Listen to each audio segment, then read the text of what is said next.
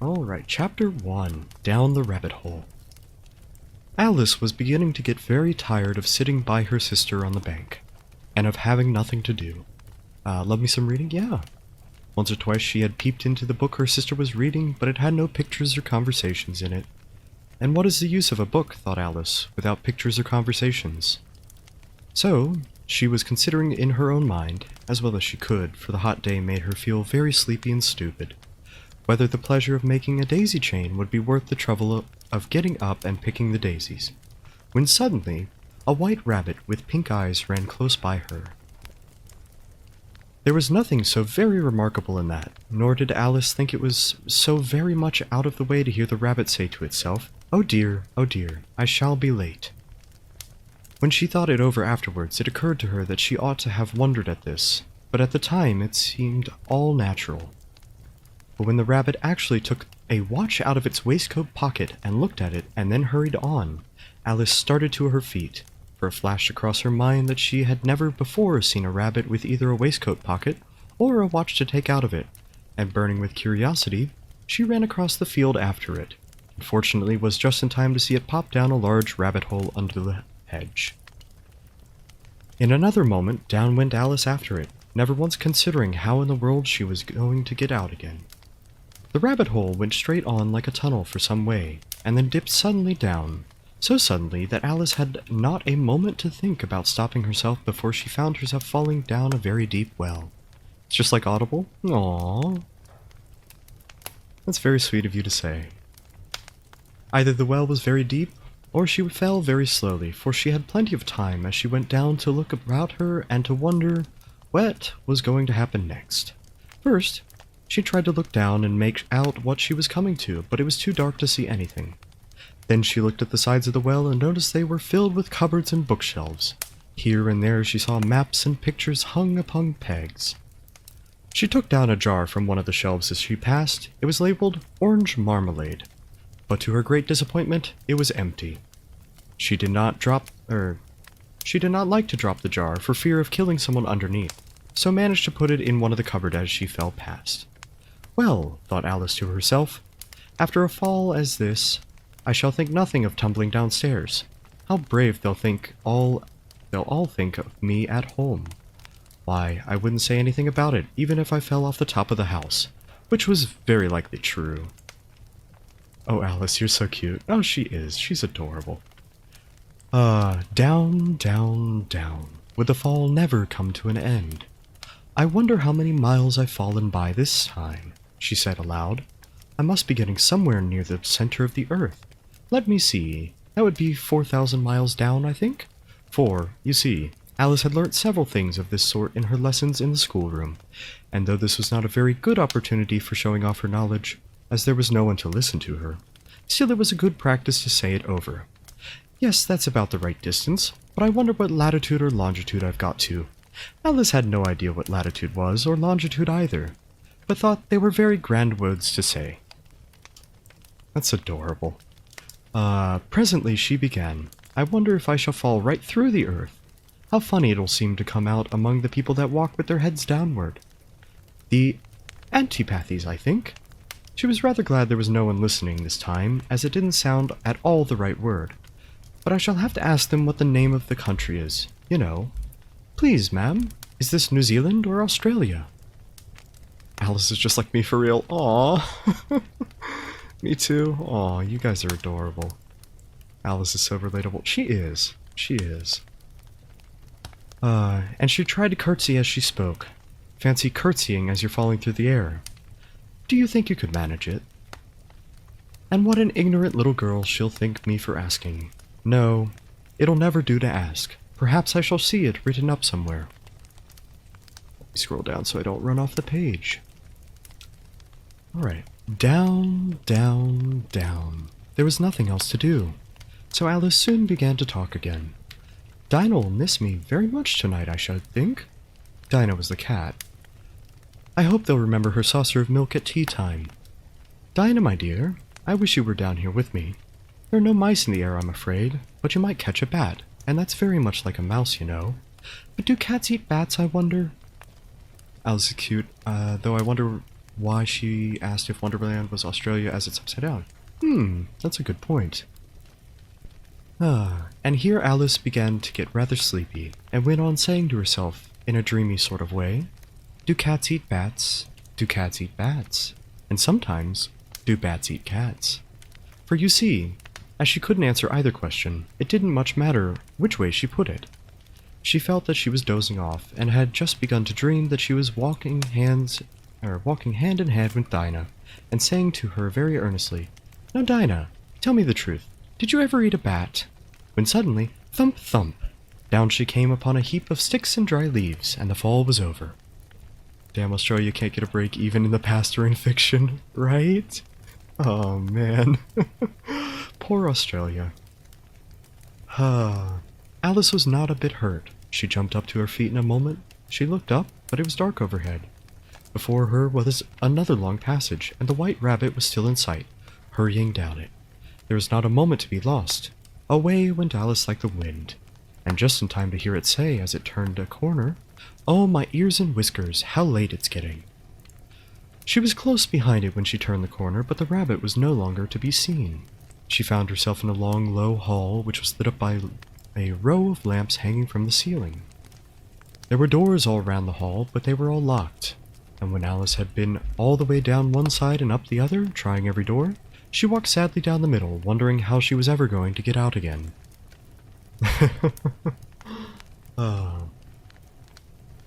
Suddenly, she came upon a three-legged table, all made of solid glass.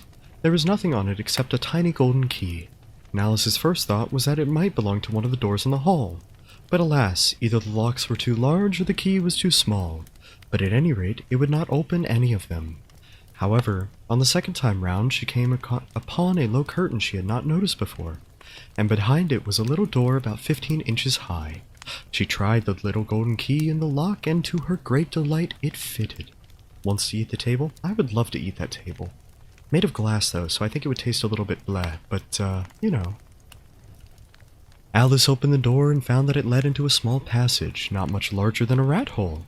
She knelt down and looked along the passage into the loveliest garden you ever saw. How she longed to get out of the dark hall and wander among the beds of bright flowers and those cool fountains, but she could not even get her head through the doorway. And even if my head would go through, thought poor Alice, it would be of very little use without my shoulders. Oh, how I wish I could shut up like a telescope. I think I could, if only I knew how to begin. Frosted glass candy, that's actually a good point. The breakaway bottles and stuff are made out of that, and they do look tasty. Small price to pay for salvation. Oh boy. For you see, so many out-of-the-way things had been happening lately that Alice had begun to think that very few things were really impossible. There seemed to be no use in waiting by the little door, so she went back to the table, half hoping she might find another key on it, or at any rate a book of rules for shutting people up like telescopes. This time she found a little bottle on it, which certainly was not here before, said Alice, and round the neck of the bottle was a paper label with the words, "Drink me," beautifully printed on it in large letters. "Hi Naga, how are you doing? We are reading Alice in Wonderland and about halfway through chapter 1, I think." I'm joking, we're nowhere near through chapter 1, we just started. But hello, welcome to the reading stream, indeed, indeed, indeed. It was all very well to say drink me, but the wise little Alice was not going to do that in a hurry. "No, I'll look first," she said, "and see whether it's marked poison or not." Oh boy, Alice, yes. If random stuff said eat me, I would do it. I would too. I definitely would as well. I'd probably die from food poisoning that way, but you know. The base of reading streams? Aw, thank you, Reed. Hey, it's your namesake. No, I'll look first, she said, and see whether it's marked poison or not. For she had read several nice little histories about children who had gotten burnt, and eaten up by wild beasts, and other unpleasant things, all because they would not remember the simplest of rules their friends had taught them, such as, a red-hot poker will burn you if you hold it too long, and if you cut your finger very deeply with a knife, it usually bleeds. She had never forgotten that. If you drink much from a bottle marked poison, it is almost certain to disagree with you sooner or later. Only if it's marked poison. Ah, that's fair. Time to start making food to put vague and short labels on. Oh no. Store is gonna poison someone. That's an unsettling thought. However, this bottle was not marked poison, so Alice ventured a taste of it. Finding it very nice, it had, in fact, a sort of mixed flavor of cherry tart, custard pie, pineapple. Why is there a hyphen in that word? I think it's just meant to be pineapple. Roast turkey, toffee, and a hot buttered toast. She very soon finished it off. "What a curious feeling," said Alice. "I must be shutting up like a telescope." And so it was indeed. She was now only 10 inches high, and her face brightened up at the thought that she was now the right size for going through the little door in the lovely garden. That would be the wrong pets, Liz. Let me actually do the right pets real quick. Just, there we go. If someone could refund Liz her points, that would be much appreciated. It's just temporary food flavoring. I see, I see. Old British spelling is weird. It is a little bit. Side note, did you know people actually used to rent pineapples as decoration for parties? Because actually outright buying a pineapple was so expensive that renting it was cheaper. Interesting little tidbit there. Anyways. First, however, she waited for a few minutes to see if she was going to shrink any further. She felt a little nervous about this, for it might end, you know, said Alice to herself, in my going out altogether, like a candle. I wonder what I should be like then. Rent pineapples? Wish I was that rich? Yeah, I know.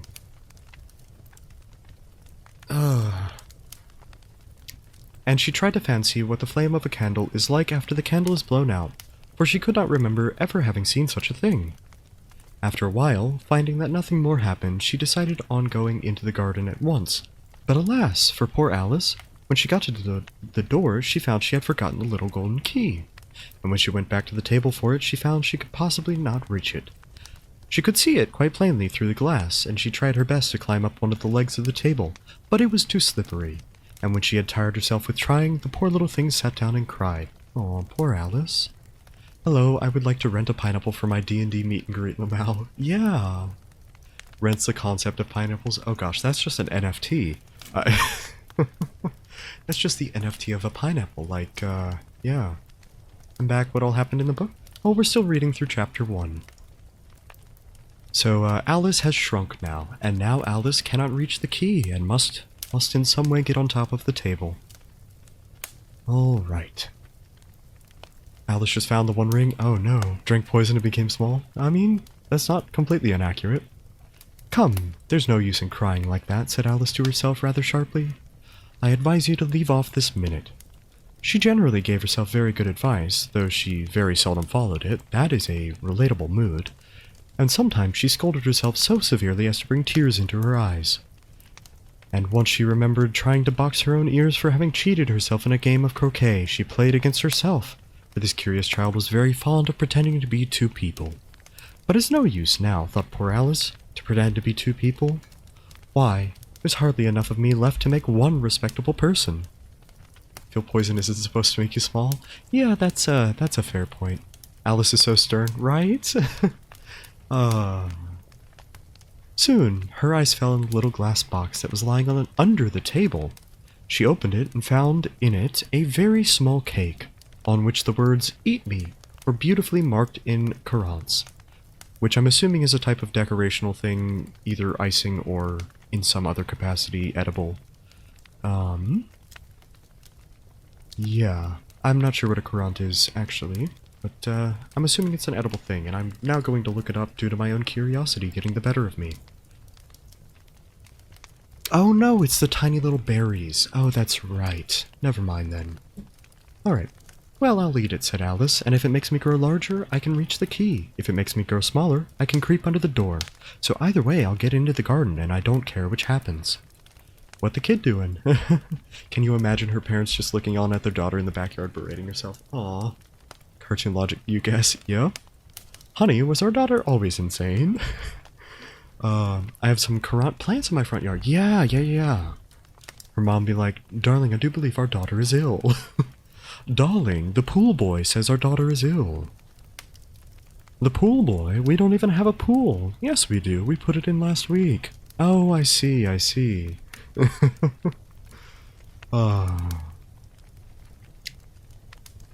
She ate a little bit, and said anxiously to herself, "Which way, which way?" holding her hand on top of her head to feel which way it was growing, and she was quite surprised to find that she remained the same size. To be sure, this generally happens when one eats cake, but Alice had gotten so much into the way of expecting nothing but out-of-the-way things to happen that it seemed quite dull and stupid for life to go on in a common way. So she set to work and very soon finished off the cake. She ate an entire fucking cake. Thank you so much for the raid, guys. Oh, Satanic, thank you very much for the raid. Welcome in, welcome in. Gotta send her to heavy. Oh no. Story time. Yes, it's story time. Hi, Raiders, raid time. Welcome in, welcome in. Hi, raid, story time. Yes, welcome in, everybody. Story time, let's go. Thank you for the shout out. Thank you for the shout out, one of the mods. Thank you for shouting out Satanic. Storytime, woo! But yeah, we are about to finish. No, we did just finish chapter 1. So you missed chapter 1, and a summary of chapter 1 is Alice falls asleep, sees a white rabbit, falls down a rabbit hole, drinks poison, eats an entire cake. That's the summary. Oh, all right. Chapter 2. The Pool of Tears. Spook, that is the perfect reaction. Alice already been through some shit. Poison, poisson? Fish? I know I did not say that right, but, poisson? Of course my Twitch crashes. Oh no! I'm sorry to hear that, Liz. Alright. The Pool of Tears. Curiouser and curiouser, cried Alice. She was so much surprised that for a moment she quite forgot how to speak good English.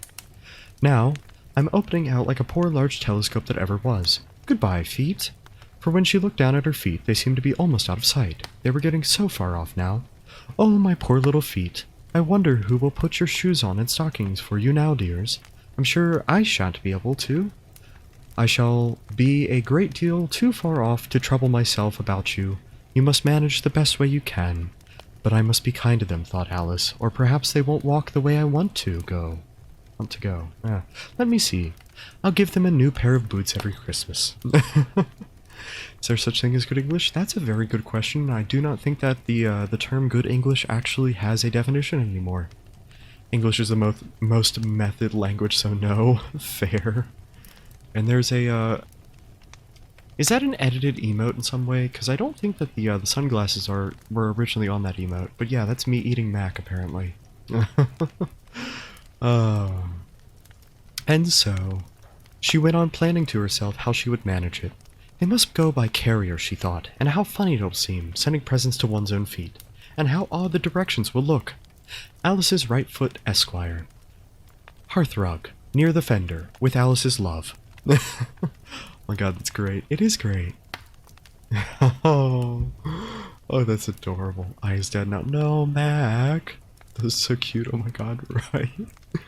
Oh, Semi does good work. Semi does very good work. Anyways, oh dear, what nonsense I'm talking. Just then, her head struck the roof of the hall. In fact, she was now more than 9 feet high.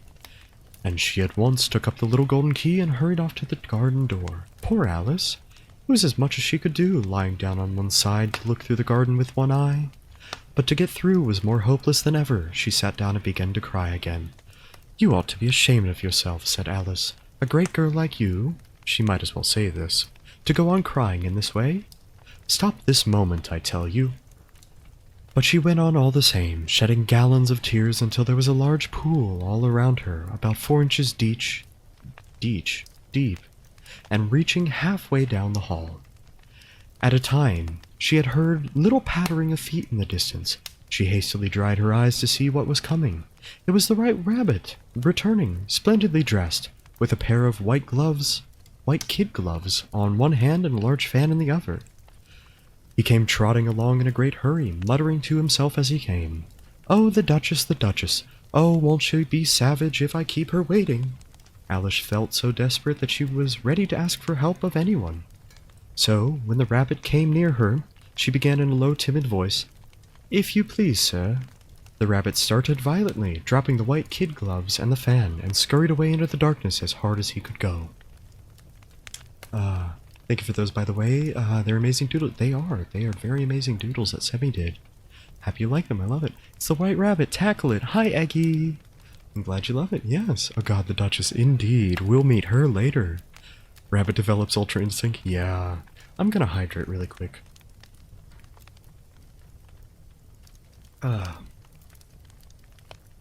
There we are. I don't want to stop being able to talk halfway through the book. Oh, and another hydrate. Alright, Aggie. Thank you, thank you. Hug. Thank you for the hug. Alright. Alice took up the fan and gloves, and, as the hall was very hot, she kept fanning herself all the time she was talking. Dear, dear, how queer is everything today? And yesterday things went on as usual. I wonder if I've changed the night. Let me think. Was I the same when I got up this morning? I almost think that I can remember feeling a little different. But if I'm not the same, the next question is, who in the world am I? And that's a great puzzle. And she began thinking all over the children she knew that were the same age as herself, to see if she could have changed for any of them. Hydration is key to leave for long periods of time? Or read for long periods of time. Yes, it is. Yes, it is. Double hydration. Yes, indeed. Yes, indeed. Hydration is based. It is. It very much is. Alright. I'm sure I'm not Ada. Or Ada. Probably Ada, if I'm thinking about the 1800s connotation of that spelling. I'm sure I'm not Ada, she said, for her hair goes in such long ringlets, and mine doesn't go in ringlets at all. And I'm sure I can't be Mabel, for I know all sorts of things, and she knows such a very little. Besides, she, and I'm I, and oh dear, how puzzling it all is. I'll try if I know all the things I used to know. Let me see. 4 times 5 is 12, and 4 times 6 is 13, and 4 times 7, oh dear, I shall never get to 20 at that rate. Those are all wrong, and it hurt me to say that out loud. I apologize. However, the multiplication table doesn't signify. Let's try geography. London is the capital of Paris, and Paris is the capital of Rome, and Rome, no, that's all wrong, I'm certain. I must have been changed for Mabel. I'll try and say, how doth the little... And she crossed her hands in her lap as if she were saying lessons and began to repeat it. But her voice sounded hoarse and strange, and the words did not come the same as they used to do. 4 times 5 equals 12, ouch, right? Well, math moment. Yes. Oh, this is the lesson that she would be saying, so it's... How doth the little crocodile improve his shining tail, and pour the waters of the Nile on every golden scale? How cheerfully he seems to grin, and neatly spread his claws, and welcome little fishes in with gently smiling jaws. Paris, the capital of Rome. Yeah, it's Alice, all right. I'm sure those are not the right words, said poor Alice, and her eyes filled with tears again as she went on. I must be Mabel after all. And I shall have to go and live in that poky little house and have next to no toys to play with and oh, ever so many lessons to learn. No, I've made up my mind about it. If I'm Mabel, I'll stay down here. It'll be no use their putting their heads down and saying, come up again, dear. I shall only look up and say, who am I then? Tell me that first, and then, if I like being that person, I'll come up. If not, I'll stay down here till I'm somebody else. But, oh dear, cried Alice with a sudden burst of tears, I do wish they would put their heads down. I am so very tired of being all alone here. I used to repeat that as a kid, like 3 to 4 years old. The crocodile rhyme? Fair. Very fair. Alice looks like she's suffering from ID theft. You know what could help? NordVPN. Man, if I was sponsored by NordVPN, that'd be awesome. Oh, that'd be a trip. Anyways. Let's see. Yes, she was just moaning about being alone. Yeah, the rhyme. Ah, fair, very fair. As she said this, she looked down at her hands and was surprised to see that she had put on one of the rabbit's little white kid gloves that she was talking. How can I have done that, she thought. I must be growing small again. She got up, went to the table to measure herself by it, and found that as nearly as she could guess, she was now about 2 feet high, and was going on shrinking rapidly.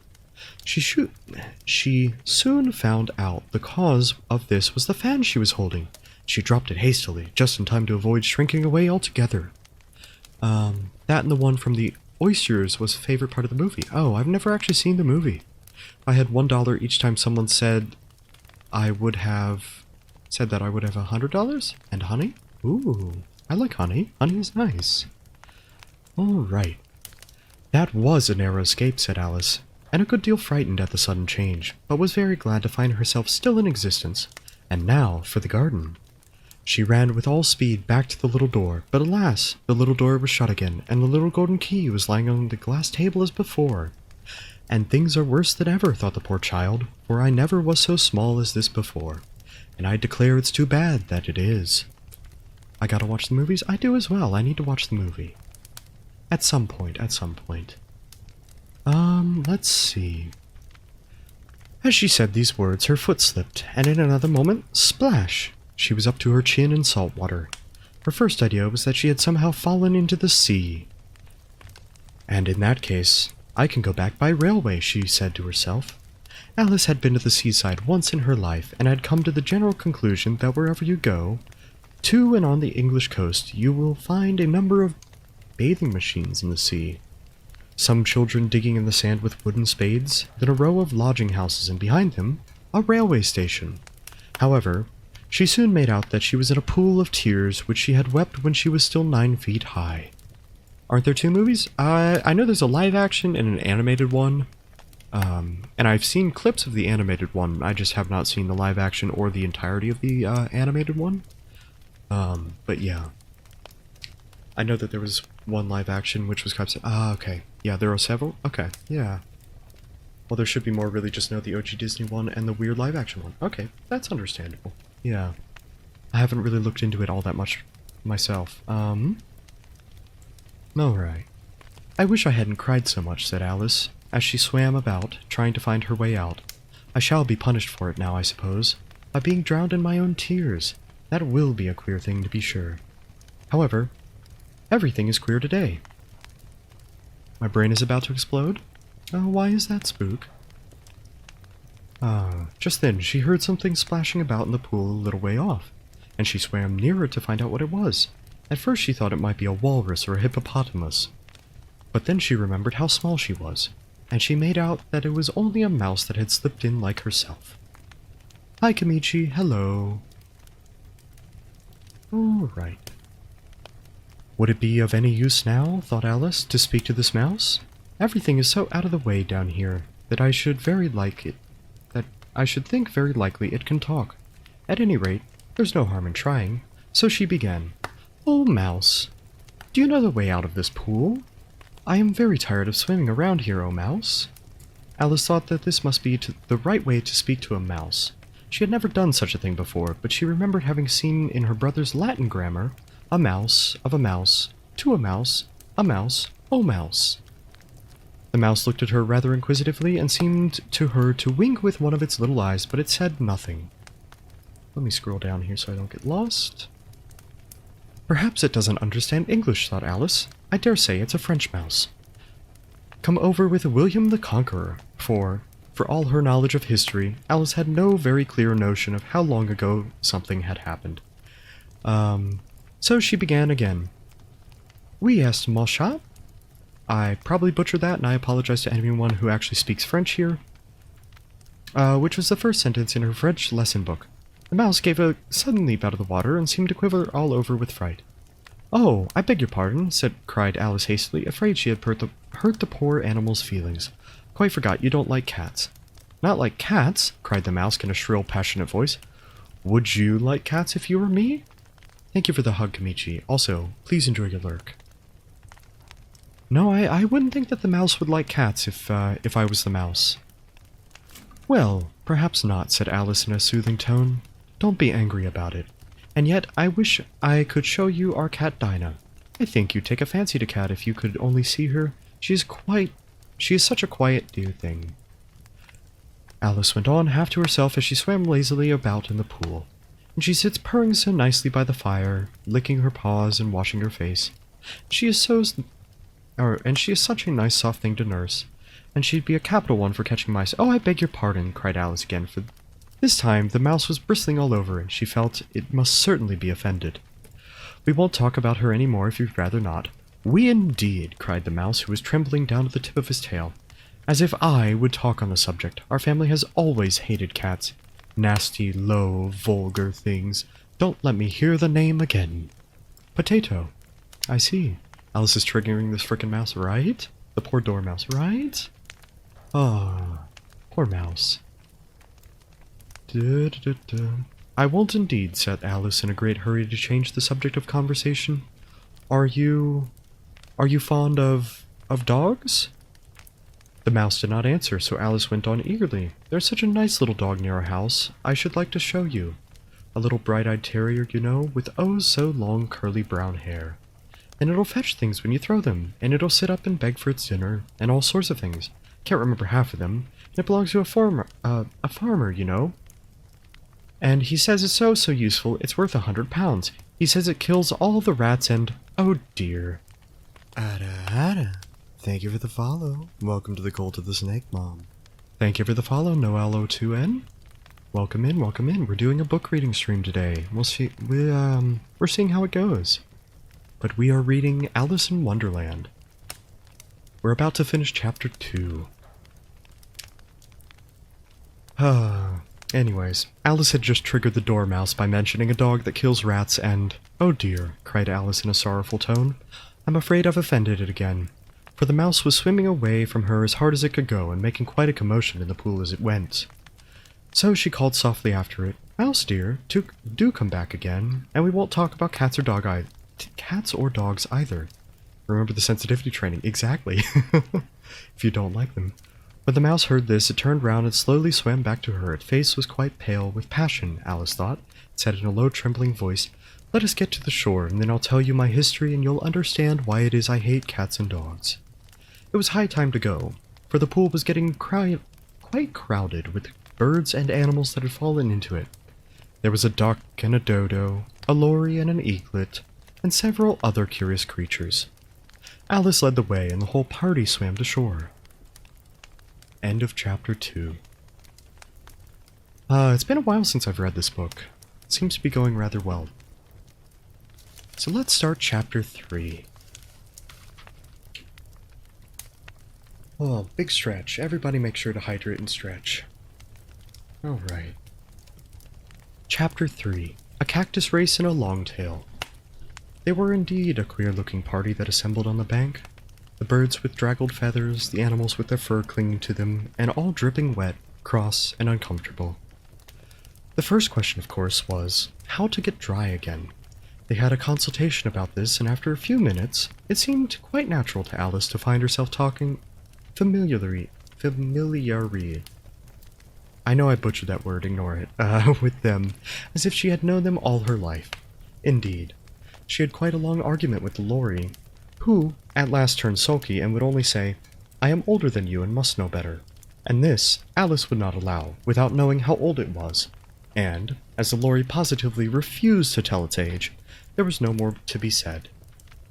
At last, the mouse, who seemed to be a person of authority among them, called out, Sit down, all of you, and listen to me. I'll soon make you dry enough. They all sat down at once in a large ring with the mouse in the middle. Alice kept her eyes anxiously fixed on it, for she felt sure she would catch a bad cold if she did not get dry very soon. Ahem, said the mouse with an important air. Are you all ready? This is the driest thing I know. Silence all around, if you please. William the Conqueror, whose cause was favored by the Pope, was soon submitted to by the English, who wanted leaders, and had been of late much accustomed to usurpation and conquest. Edwin and Morcar, the Earls of America and Northumbria? Not 100% sure. Ugh, said the lawyer with a shiver. I beg your pardon, said the mouse, frowning but very politely. Did you speak? Not I, said the lawyer hastily. I thought you did, said the mouse. I proceed. Edwin and Morcar, the Earls of America and Northumbria, declare for him, and even Stigand, The patriotic Archbishop of Canterbury found it advisable. Mousehukun, please stop being boring, right? Found what? Said the duck. Found it, the mouse replied rather crossly. Of course you know what it means. Northumbria. Oh, okay, that makes sense. Thank you for the lurk, Naga. Thank you. Enjoy it. I know what it means well enough. When I find a thing, said the duck, it's generally a frog or a worm. Thank you so much for the raid, guys. Holy shit, thank you for the raid, Skywarp. Otaku? Welcome in, Sky, welcome in. Red Panda Army, yes. I can't read, but I know about phonetics. Raid! Welcome back. No, but thank you guys so much for the raid. We are reading Alice in Wonderland today. At least for the first part of stream. We'll see what we do towards the end, because we're already at chapter 3 and it's only been like 45 minutes. Prepare to relax. Indeed. Could we get a shout out for Sky, please? That would be fantastic. All right. Where were we? Thank you. Let's see. Ah, yes. The duck was speaking. I know what it means well enough. When I find a thing, said the duck. It's generally a frog or a worm. The question is, what did the Archbishop find? The mouse did not notice this question, but hurried on. Found it advisable to go with Edgar Atheling to meet William and offer him the crown. William's conduct at first was moderate, but the insolence of his Normans— How are you getting on now, my dear? It continued, turning to Alice as it spoke. As wet as ever, Alice said in a melancholy tone. It doesn't seem to dry me at all. In that case, said the dodo solemnly, rising to its feet, I move that the meeting adjourn, and for the immediate adoption of more energetic remedies. Speak English, said the eaglet. I don't know the meaning of half those long words, and, what's more, I don't believe you do either. Concentrated coziness. Aww. Thank you, Reed. As the eaglet bent down its head to hide a smile, some of the other birds tittered audibly. What I was going to say, said the dodo in an offended term, was the best thing that would get us dry would be a No, that's not a cactus race. I said cactus earlier, didn't I? A caucus race. What is a caucus race? Said Alice. Cozy blanket. Aww. I mean, we could switch the blanket model. We could do that. Yeah, there we go. Keep it cozy.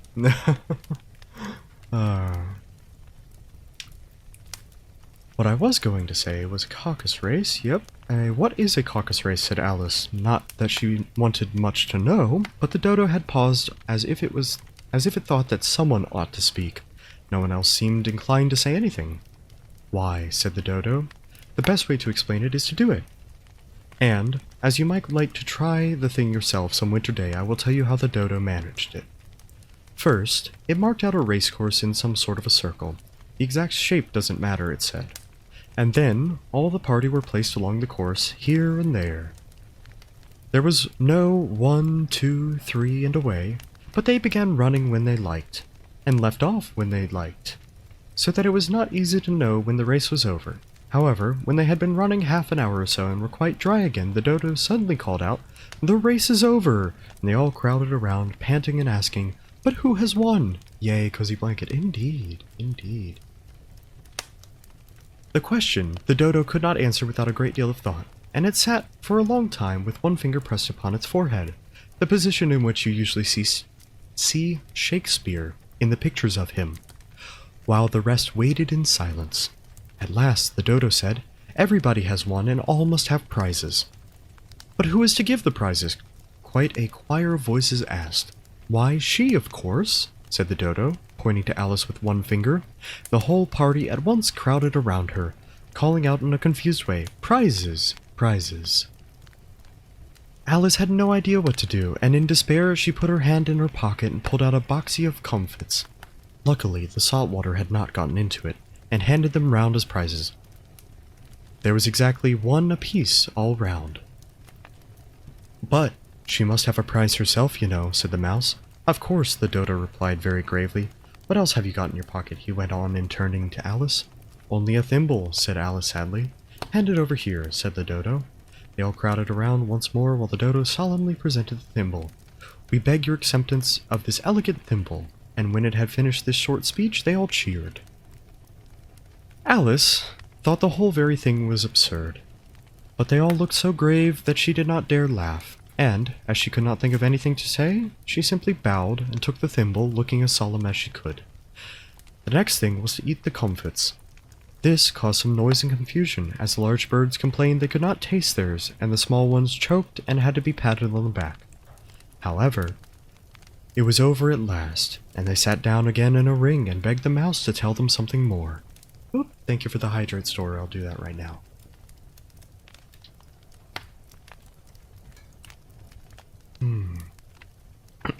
Okay. So they just begged the mouse to tell them more. You promised to tell me your history, you know, said Alice. And why did you hate C and D? She added in a whisper, half afraid they would be offended again. Mine is a long and sad tale, said the mouse, turning to Alice. It is a long tale, certainly, looking down with wonder at the mouse's tail. But why do you call it sad? She kept on puzzling about it while the mouse was speaking, so that her idea of the tale was something like this. Oh, thank you for the hug story. C and D, oh my. Fury said to the mouse that he met in the house. Let us both go to the law. I will prosecute you. Come, I'll take no denial. We must have a trial. For really this morning, I've nothing to do. Said the mouse to the... Not sure if I'm allowed to say that word. 1 second. Just 1 second.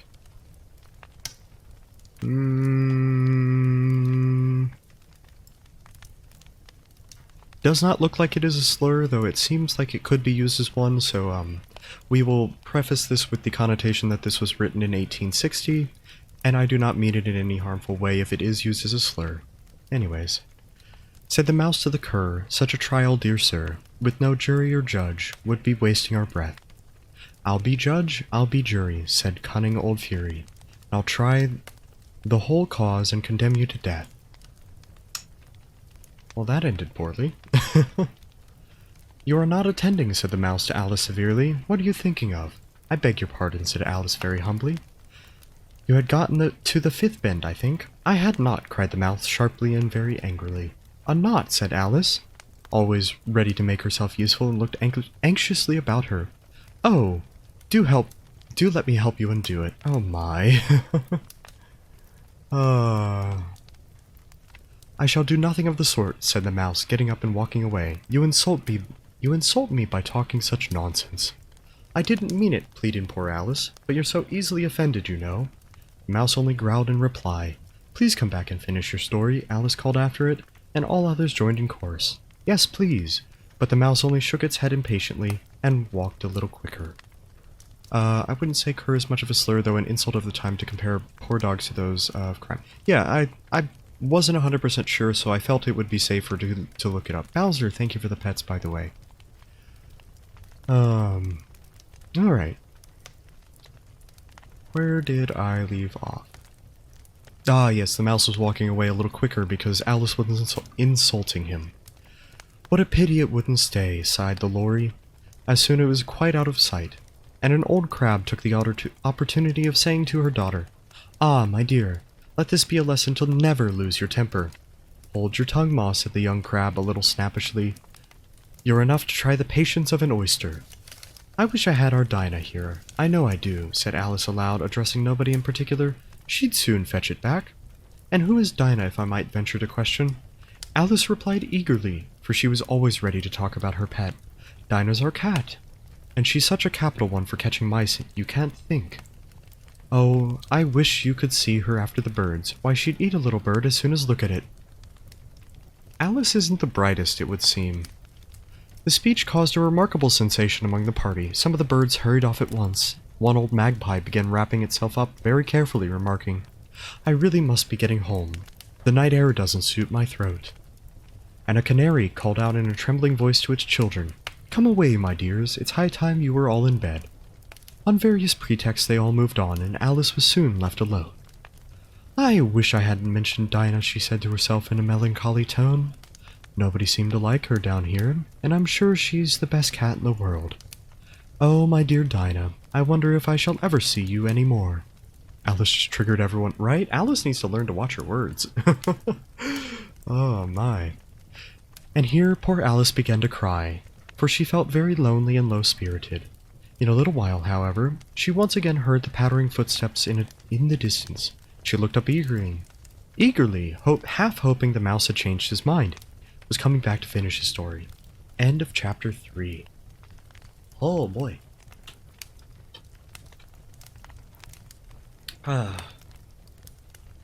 Yeah, so Alice needs to learn to watch her words, especially when she's in a fantasy setting. You know, talking cats, probably, but talking mice, don't mention a cat. Alright. Chapter 4. The Rabbit Sends in a Little Bill. This is an isekai. It is an isekai. 100%. It's an isekai. It was the white rabbit trotting slowly back again, and looking anxiously about as it went, as if it had lost something. She heard it mutter to itself, "The Duchess! The Duchess! Oh my dear paws! Oh my fur and whiskers! She'll get me executed as sure as ferrets are ferrets!" That sure is an expression. As sure as ferrets are ferrets.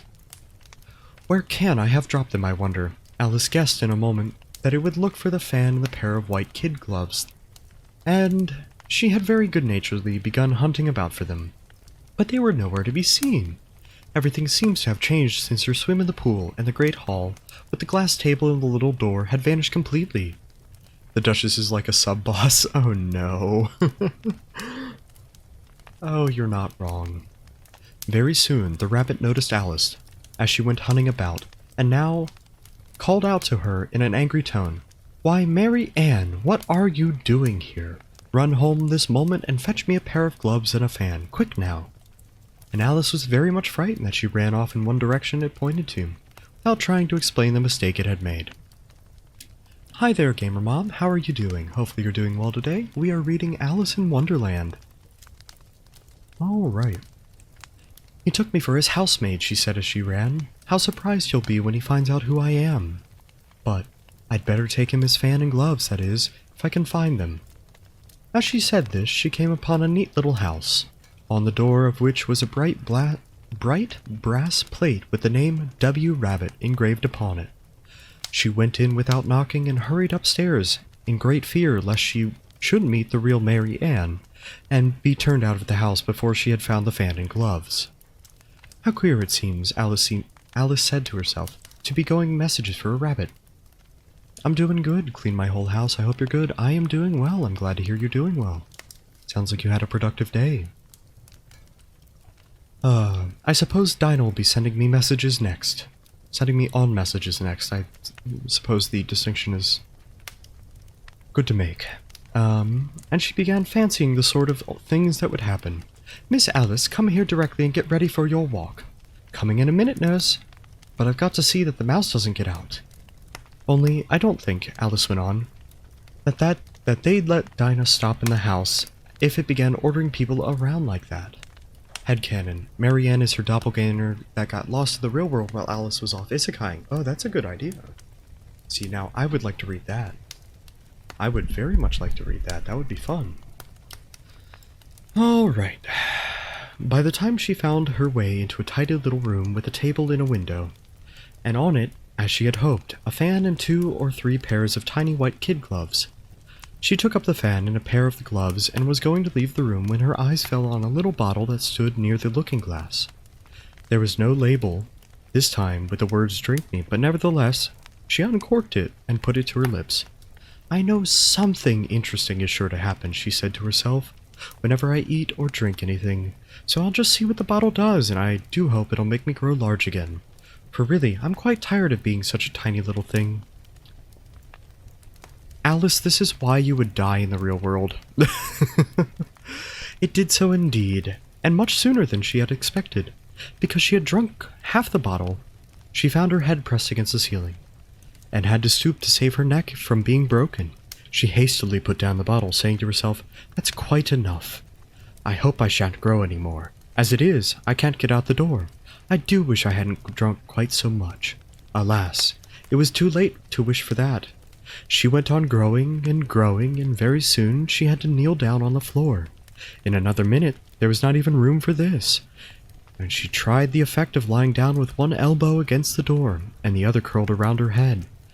Still, she went on growing, and as a last resource, she put one arm out the window, one foot up the chimney, and she said to herself, "Now I can do no more, whatever happens. What will become of me?" Luckily for Alice, the little magic bottle had now had its full effect, and she grew no larger. Still, it was very uncomfortable, and as there seemed to be no sort of chance of her ever getting out of the room again... Did I miss a line? No, I don't think I missed a line. And as there seemed to be no sort of chance of her ever getting out of the room again, no wonder she felt unhappy. It was much pleasanter at home, thought Alice, when one wasn't always growing larger and smaller and being ordered around by mice and rabbits. I almost wish I hadn't gone down that rabbit hole. And yet, it's rather curious, you know, this sort of life. I do wonder what can happen to me. When I used to read fairy tales, I fancied that kind of thing never happened. Now here I am in the middle of one. There ought to be a book written about me. Is that a fourth wall break? That there ought. And when I grow up, I'll write one. But I'm grown up now, she added in a sorrowful tone. At least there's no room to grow up more here. But then, thought Alice, shall I never get any older than I am now? That'll be a comfort one way, never to be an old woman, but then, always to have lessons to learn. Oh, it shouldn't be like that. Anyone seen Ever After High? I have not. I do not know the thing that you're referring to there. Oh, you foolish Alice, she answered herself. How can you learn lessons in here? Why, there's hardly room for you, and no room at all for any lesson books. Hi, Ever After High? You should be an audiobook reader person. You have the perfect voice. Oh, thank you. I've thought about doing it. I would just need the time to do so. And the patience to do way too many takes to get it right. Maybe I'll record some book readings and put them on YouTube. I have thought about doing that, but, book series, I think? Oh, I have not read it then. I apologize. I would totally listen to M audiobooks. Aww. Vote for Murphy Reader. Aww. You guys are so sweet. Anyways. And so she went on, taking first one side and then the other, and making quite a conversation of it altogether. But after a few minutes, she heard a voice outside and stopped to listen. Aww, that's a very cute emote. Mary Ann, said the voice, fetch me my gloves this moment. Then came a little pattering of feet on the stairs. Alice knew it was the rabbit coming up to look for her, and she trembled till she shook the house, quite forgetting that she was now about 1,000 times as large as the rabbit, and had no reason to be afraid of it. Presently, the rabbit came up to the door and tried to open it, but, as the door opened inwards and Alice's elbow was pressed hard against it, that attempt proved a failure. Alice heard it say to itself, "Then I'll go round and get in at the window." It also turned into a show about 7 years ago and is stuck in a loop, sadly? Oh, okay, fair enough. Let me scroll down here so I'll be able to read the rest of it there. That you won't, thought Alice, and after waiting till she fancied she heard the rabbit just under the window, she suddenly spread out her hand and made a snatch in the air. She did not get a hold of anything, but heard a little shriek and a fall, and a crash of broken glass, from which she concluded that it was possible that it had fallen into the cucumber frame or something like that. Next came an angry voice, the rabbit's. Pat, where are you?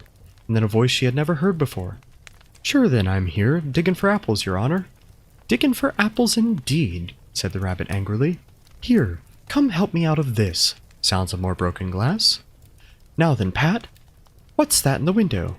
Sure it's an arm, your honor. You pronounced it arum. Oh, sure it's an arum, your honor. An arm, you goose?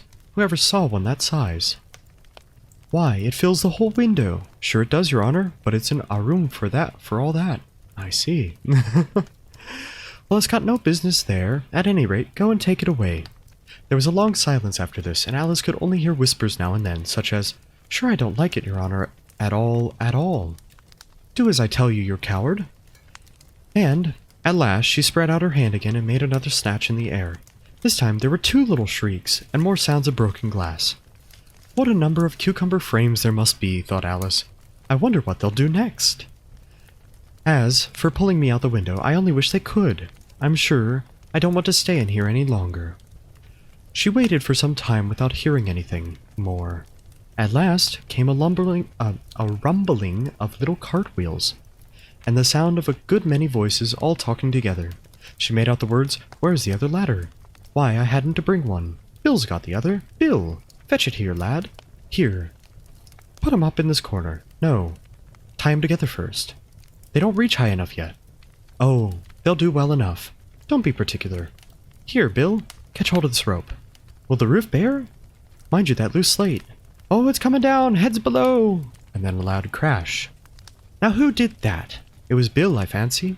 Who's to go down the chimney? Nay, I shan't. You do it. That I won't, then.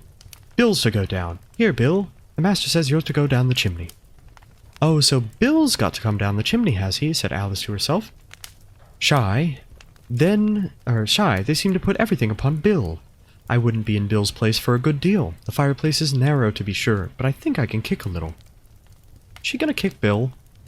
I think she's gonna kick Bill. How rude.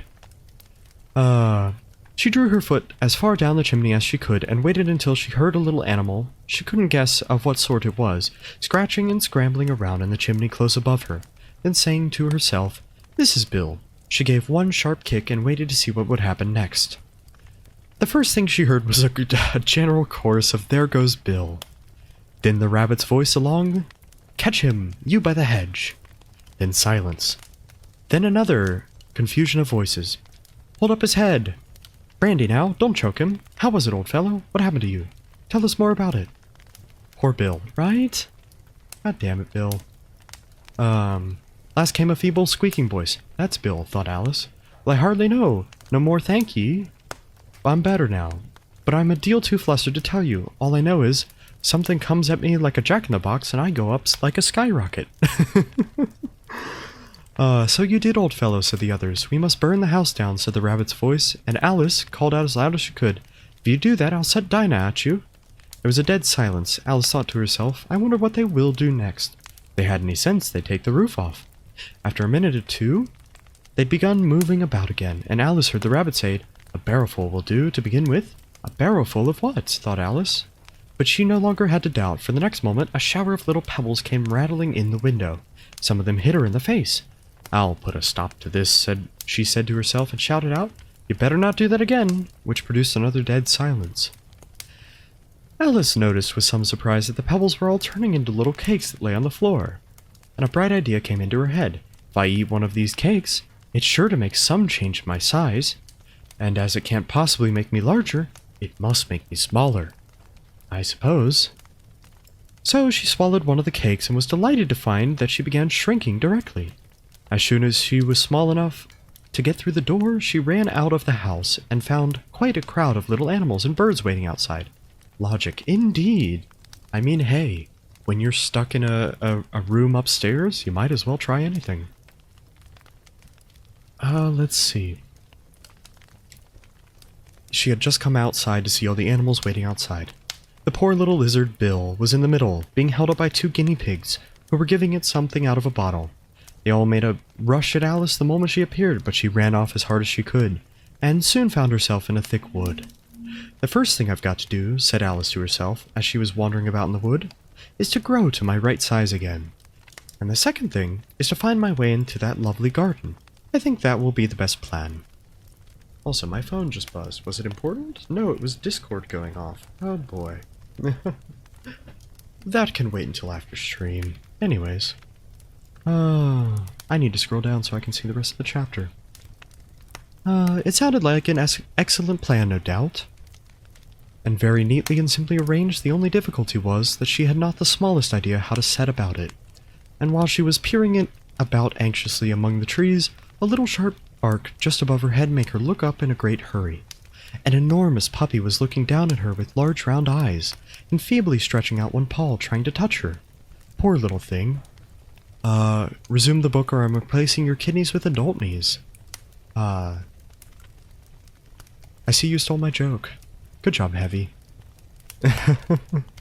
uh, let's see, where was I? Ah, poor little thing, said Alice in a coaxing tone. She tried hard to whistle to it, but she was terribly frightened all the time at the thought that it might be hungry, in which case it would very likely to eat her up in spite of all of her coaxing. I cry about you every night? I'm not sure what you mean there. But, welcome into chat, Noodles. Lol, yes indeed. And yet, what a dear little puppy it was, said Alice as she leaned against a buttercup to rest herself. And, fanning herself with one of the leaves, I should have liked teaching it tricks very much. If only I'd been about the right size to do so. Oh dear, I'd nearly forgotten that I've got to grow up again. Let me see, how is it to be managed? I suppose I ought to eat or drink something or other, but the great question is, what? The great question certainly was what. Alice looked all around her at the flowers and the blades of grass, but she did not see anything that looked like the right thing to eat or drink under the circumstances. There was a large mushroom growing near her, about the same height as herself, and when she had looked under it, and on both sides of it, and behind it, it occurred to her that she might as well see what was on top of it. She stretched herself up on a tiptoe and peeped over the edge of the mushroom, and her eyes immediately met those of a large blue caterpillar that was sitting on top with its arms folded, quietly smoking a large hookah, and taking not the smallest note of her or anything else. End of chapter 4. Oh boy. Chapter 4. Alice was a home intruder after being mistaken for a maid. Drugs are bad, kids. They really are. Thank you for the hydrate, story.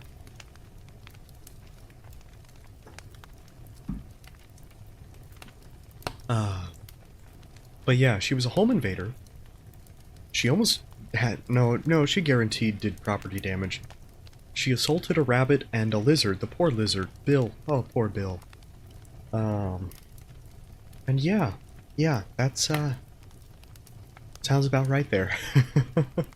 Reading streams go rather fast, oh my god. Well, no, it's the chapters are rather short. We are on chapter 5 of... How many chapters are in this?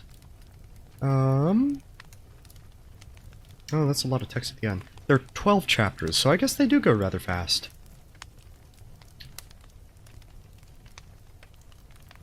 Alright. It's already been an hour? Oh, that's true, it has been an hour. Hour and 15, wow.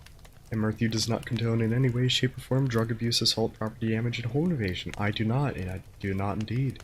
Don't do those things. Attack with that lizard. No, be nice to Bill. Bill's sweet. You gotta be nice to Bill. Alright, chapter 5. Advice from a caterpillar. The caterpillar and Alice looked at each other for some time in silence. At last, the caterpillar took the hookah out of its mouth, addressed her in a languid, sleepy voice. Who are you? Said the caterpillar. This was not an encouraging opening for a conversation. Alice replied, rather shyly, I hardly know you, sir, just at the present. At least, I know who I was when I got up this morning. Oh no, it was I hardly know, not I hardly know you, sir. Regardless. At least I know who I was when I got up this morning, but I think I might have been changed several times since then. Does home invasion in my classroom? Oh no. No, don't eat Bill. Bill's nice. What if I trespass to fixed property? Still trespassing, but a noble cause. What do you mean by that? Said the caterpillar sternly. Explain yourself. I can't explain myself, I'm afraid, sir, because I'm not myself, you see. I don't see, said the caterpillar. I'm afraid I can't put it more clearly, Alice replied politely, for I can't understand it myself to begin with, and being so many different sizes in a day is very confusing. It isn't, said the caterpillar. Or perhaps you haven't found it so yet, said Alice, but when you have to turn into a chrysalis, you will someday, you know. And then, after that, turn into a butterfly. I should think you'd be feeling it a little queer, wouldn't you? Not a bit, said the caterpillar.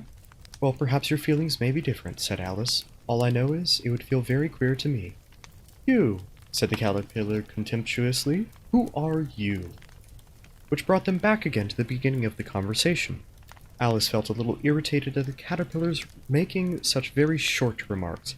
She drew herself up and said very gravely, I think you ought to tell me who you are first. Can I break into someone's house to paint their living room? As long as it is something that they requested you to do. Yes? Sammy, do you need your living room painted? That would make you biased. Abolishes private property so there's no such thing as trespassing anymore. I see, Gaz, I see. Fair enough then, fair enough. Alright, let me scroll down here for a second. So Alice has just asked who the caterpillar is. Why, said the caterpillar. Here was another puzzling question, and as Alice could not think of any good reason, and as the caterpillar seemed to be very unpleasant state of mind, she turned away. Come back, said the caterpillar called after her. No, the caterpillar called after her. Jeez. Getting tongue-tied based off this caterpillar word. Come back, said the caterpillar. I have something important to say. This sounded promising, certainly. Alice turned back and came back again. Keep your temper, said the caterpillar. Is that all? Said Alice, swallowing down her anger as well as she could. No, said the caterpillar. Alice thought that she might as well wait, as she had nothing else to do, and perhaps after all it might tell her something worth hearing. For some minutes it puffed away without speaking, but at last it unfolded its arms, took the hookah out of its mouth, and said, So you think you've changed, do you? Just paint me. Oh my goodness. Oh my. Hi Haste, how are you doing? Welcome into chat. I'm afraid I am, sir, said Alice. I can't remember things as I used, and I don't keep the same size for 10 minutes together. Can't remember what things, said the caterpillar. Well, I've tried to say, how doth the little busy bee, but it all came different, Alice replied in a very melancholy voice. Repeat. You're old, Father William, said the caterpillar. Alice folded her hands and began. I'm gonna take a breath before I do this one. Doing good, make birds for dinner. Nice! Speaking of, everyone, there is a question of the day, and what did you have for food? You better have eaten something. Let me actually do this real quick. There we go. Hi, Father William. Yes, you old. Welcome to Home Invasion, the show where we improve houses by breaking in as quietly as possible. Oh gosh. Thank you for the hug, Sora. Alright. So let's do the, you are old, Father William. Caterpillar be like, who are you and what do you want? Indeed. So, here we go. You are old, Father William, the young man said, and your hair has become very white. And yet you incessantly stand on your head. Do you think, at your age, it is right? In my youth, Father William replied to his son, I feared it might injure the brain. But now that I'm perfectly sure I have none, why, I do it again and again. You are old, said the youth, as I mentioned before, you have grown most uncommonly fat. Yet you turned back somersault in at the door. Pray, what is the reason of that? In my youth, said the sage, as he shook his grey locks, I kept all my limbs very supple. By the use of this ointment, 1 shilling the box. Allow me to sell you a couple. You are old, said the youth, and your jaws are too weak for anything tougher than suet. Yet you finished the goose with the bones in the beak. Pray, how did you manage to do it?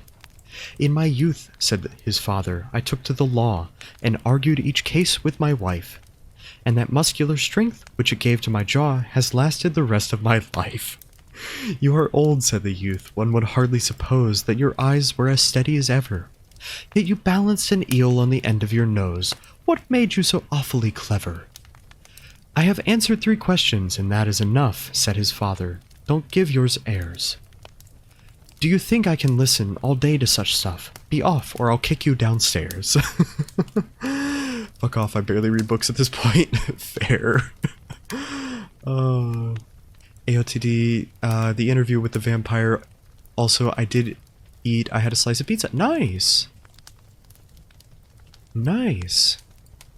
Supple, indeed. Father William was just hungry. Yeah. I didn't have anything special, really, just mashed taters with some light. That's really good, though. That's food. And it's really good food at that. I mean, that sounds like really, really good right now. Anyways, That is not quite right, said the caterpillar. Not quite right, I'm afraid, said Alice timidly. Some of the words have gotten altered. Is it wrong from beginning to end, said the caterpillar decidedly. It is wrong from the beginning to the end, said the caterpillar decidedly, and there was silence for some minutes. The caterpillar was the first to speak. What size do you want to be? Oh, I'm not particular as to the size, Alice hastily replied. Only one that doesn't like changing so often, you know? I don't know, said the caterpillar. Alice said nothing. She had never been so much contradicted in her life before, and she felt that she was losing her temper. "Are you content now?" said the caterpillar. "Well, I should like to be a little larger, sir, if you wouldn't mind," said Alice. 3 inches is such a wretched height to be." "It is a very good height indeed," said the caterpillar angrily, rearing itself upright as it spoke. It was exactly 3 inches high. "But I'm not used to it," pleaded poor Alice in a piteous tone, and she thought to herself, "I wish the creatures wouldn't be so easily offended here." Am I British, Australian, America? You may never know. I do know, though. BRB a shower? Alright, get a good shower, Semi. Until I stream, really? Fair enough, fair enough. I'm not sure how to pronounce that word, Story, so I'm just going to not. The caterpillar just edited the wiki page. The offending adventures of Alice. The caterpillar is the one troll in the wikis, yes. Thank you for the lurk, Semi. Thank you, thank you. I hope you have a good shower. Alright. You'll get used to it in time, said the caterpillar, and it put the hookah in its mouth and began smoking again. This time, Alice waited patiently until it chose to speak again. In a minute or two, I keep saying calipitter. The caterpillar took the hookah out of its mouth and yawned once or twice, then shook itself. Then it got down off the mushroom and crawled away in the grass, merely remarking as it went, "One side will make you taller, the other side will make you grow shorter." One side of what? The other side of what? Alice thought to herself. Of the mushroom, said the caterpillar, just as if she had asked it aloud. And in that another moment, it was out of sight. Kept calling it the caterpillar. The caterpillar? Nah, the pitter. Alice in Twitter feeds. Oh no. Thankfully, we are done with the caterpillar, though, so I will hopefully not be tongue-tied as much. Huh. Alice remained looking thoughtfully at the mushroom for a minute, trying to make out which of the two sides of it, as it was perfectly round. She found this a very difficult question. However, at last she stretched her arms as far as they would go and broke off a bit of the edge with each hand. "And now, which is which?" she said to herself, and nibbled a little of the right-hand bit to try the effect. The next moment she felt a violent blow underneath her chin. It had struck her foot! She was a great deal frightened by this very sudden change, but she felt there was no time left to be lost, as she was shrinking rapidly. So she set to work at once to eat some of the other bit. Her chin was pressed so closely against her foot that it was hardly room to open her mouth, but she did it at last and managed to swallow a morsel of the left-hand bit. Oh no, I'm remembering an anime version of this moment. Oh no. Oh no. Alice in Tumblr, the Chadler pillar. The caterpillar is the caterpillar that surfs and has long blonde hair. Yeah, long blonde hair indeed. "Come, my head's free at last," said Alice in a tone of delight, which changed into alarm in another moment. When she found her shoulders were nowhere to be found, all she could see when she looked down was the immense length of her neck, which seemed to rise like a stalk out of the sea of green that lay far below her. "What can all that green stuff be?" said Alice, "and where have my shoulders got to? And oh, my poor hands, how is it I can't see you?" She was moving them about as she spoke, but no result seemed to follow except a little shaking among the distant green leaves. As there seemed to be no chance of getting her hands up to her head, she tried to get her head down to them, and was delighted to find that her neck would bend along easily in any direction, like a serpent. Ayo? Alice Lamia now? Ayo? Anyone wants to play the Alice in Borderland series? What? She had just succeeded in curving it down in a graceful zigzag, and was going to dive in among the leaves when she found to be nothing but the tops of the trees under which she had been wandering. When a sharp hiss made her draw back in a hurry. A large pigeon had flown into her face and was beating her violently with its wings. "Serpent!" screamed the pigeon. "I'm not a serpent," said Alice indignantly. "Let me alone." "Serpent, I say again," repeated the pigeon, but in a more subdued tone, and added with a kind of sob, "I've tried every way, but nothing seems to suit them." "I haven't the idea what you're talking about," said Alice. I've tried the roots of trees, and I've tried banks, and I've tried hedges," the pigeon went on, without attending to her. "But those serpents, there's no pleasing them." Alice was more and more puzzled, but she thought there was no use in saying anything more till the pigeon had finished. "And as if it wasn't trouble enough hatching the eggs," said the pigeon, "but I must be on the lookout for serpents night and day. Why, I haven't had a wink of sleep these 3 weeks." "I'm very sorry you've been annoyed," said Alice, who was in the beginning to see its meaning. "But just as I'd taken the high tree in the wood," continued the pigeon, raising its voice to a shriek, "and was just thinking I should be free of them at last, they must needs come wiggling down from the sky. Ugh, serpent!" "But I'm not a serpent, I tell you," said Alice. I'm a... "Well, what are you?" said the pigeon. "I can see you're trying to invent something." I'm a little girl," said Alice rather doubtfully as she remembered the number of changes she'd gone through that day. Or even Darkest Tales, Alice in Greenland? I have no idea what you mean there, Aqua. I'm sorry. Let's see. "A likely story indeed," said the pigeon in a tone of deepest contempt. I've seen a good many little girls in my time, but never one with such a neck as that. No, you're a serpent, and there's no use denying it. I suppose you'll be telling me next that you've never tasted an egg." "I have tasted eggs, certainly," said Alice, who was a very truthful child, "but little girls eat eggs as much as serpents do, you know." "I don't believe it," said the pigeon. "Wait. No, that's what she said. Okay, yikes. I don't believe it," said the pigeon. "But if they do, why then, they're a kind of serpent, that's all I can say." And Alice in Borderland is a messed up version of Alice in Wonderland. Oh, okay. Okay. Fair enough. This was such a new idea to Alice, but she was quite silent for a minute or two, which the pigeon gave the opportunity of adding, "You're looking for eggs. I know that well enough. What does it matter to me whether you're a little girl or serpent? It matters a good deal to me," said Alice hastily, "but I'm not looking for eggs. As it happens, if it was, I shouldn't want yours. I don't like them raw." "Well, be off then," said the pigeon in a sulky tone as it settled down again to its nest. Alice crouched down among the trees as well as she could, for her neck kept getting entangled among the branches. Every now and then she had to stop and untwist it. After a while, she remembered that she still had some of the pieces of the mushroom in her hands. She set to work very carefully, nibbling first at one, then the other, growing sometimes taller, sometimes shorter, until she had succeeded in bringing herself down to her usual height. "I'm back with food. Welcome back, Swifter. Welcome back." It was so long since she had anything near the right size that it felt quite strange at first, but she got used to it in a few minutes, and began talking to herself as usual. "Come, there's half my plan done. How puzzling all these changes are. I'm never sure what I'm going to be from one minute to another. However, I've got back to my right size. And the next thing is to get into that beautiful garden. How is that to be done, I wonder?" As she said this, she came suddenly upon an open place, with a little house in it about 4 feet high. "Whoever lives there," thought Alice. "It'll never do to come upon them this size. Why, I should frighten them out of their wits." So she began nibbling on the right-hand bit again, and did not venture to go near the house till she had brought herself down to 9 inches high. It's nice to have magic size-changing mushrooms. Also, that was the end of chapter 5. Hug. Thank you for the hug. 843. That's nice. We're doing well in the hugs. Alright, chapter 6. Pig and Pepper. For a minute or two, she stood looking at the house and wondering what to do next, when suddenly, a footman in livery came running out of the woods.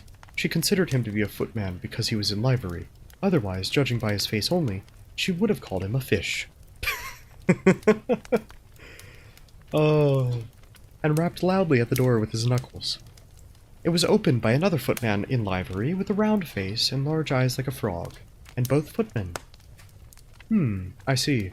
Alice noted. Both footmen, Alice noted, had powdered hair that curled all over their heads. She felt very curious to know what it was all about, and crept a little way out of the woods to listen. The fish footman began by producing from under his arm a great letter, nearly as large as himself, and this he handed over to the other side, saying in a solemn tone, "For the Duchess, an invitation from the Queen to play croquet." The frog footman repeated in the same solemn tone, only changing the order of the words a little. From the Queen, an invitation for the Duchess to play croquet. Then they both bowed low, and their curls got entangled together. Alice laughed so much at this that she had to run back into the wood for the fear of them hearing her. Oh, 14% sus. Not sus at all, Swifter. Nice. Oh, where was I? Oh yeah, she ran back into the woods for fear of them hearing her. And when she next peeped out, the fish footman was gone. The other was sitting on the ground next to the door, staring stupidly up at the sky. Gas? That's a little low, don't you think? Alice went timidly up to the door and knocked. There's no such use in knocking, said the footman, and that's for 2 reasons. First, because I'm on the same side of the door as you are. Secondly, because they're making so much noise inside, no one could possibly hear you. And certainly, there was a most extraordinary noise going on within. A constant howling and sneezing, and every now and then a great crash, as if a dish or a kettle had been broken to pieces. Please then, said Alice, how am I to get in? There might be some sense in your knocking, the footman went on without attending to her. If we had the door between us, for instance. If you were inside, you might knock and I could let you out, you know. He was looking up into the sky all the time he was speaking. And this, Alice thought, decidedly uncivil. But perhaps he might knock, and but perhaps he can't help it, she said to herself. His eyes are so very nearly at the top of his head, but at any rate, he might answer questions. How am I to get in? She repeated aloud. I shall sit here, the footman remarked, till tomorrow. At this moment the door of the house opened, and a large plate came skimming out, straight at the footman's head. It just grazed his nose and broke to pieces against one of the trees behind him. Or next day, maybe, the footman continued in the exact same tone, exactly as if nothing had happened. How am I to get in? Asked Alice again, in a louder tone. Are you to get in at all? Said the footman. That's the first question, you know. Well, yeah, it's... How am I to get in? No, should you get in? That's the real question there. Let's see. It was, no doubt, only Alice did not like to be told so. It's really dreadful, she muttered to herself, the way all creatures argue. Yawning. Anyways. The way all creatures argue. It's enough to drive one crazy.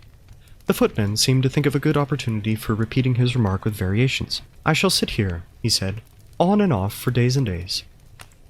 But what am I to do? Anything you like, said the footman, and began whistling.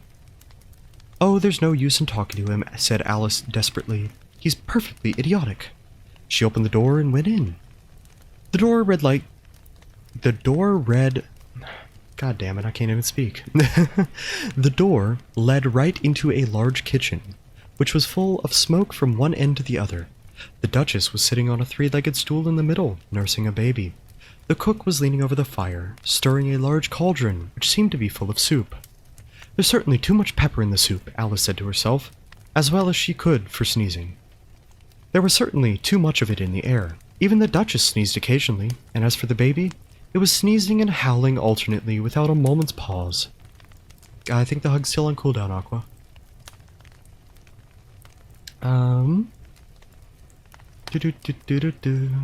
Without a moment's pause. The only things in the kitchen that did not sneeze were the cook, and a large cat which was sitting on the hearth grinning ear to ear. Hey, it's the Cheshire Cat. Please, would you tell me, said Alice a little timidly, for she was not sure whether it was good manners for her to speak first. Why your cat grins like that? Oh, hydrate, thank you for the hydrate, Soru.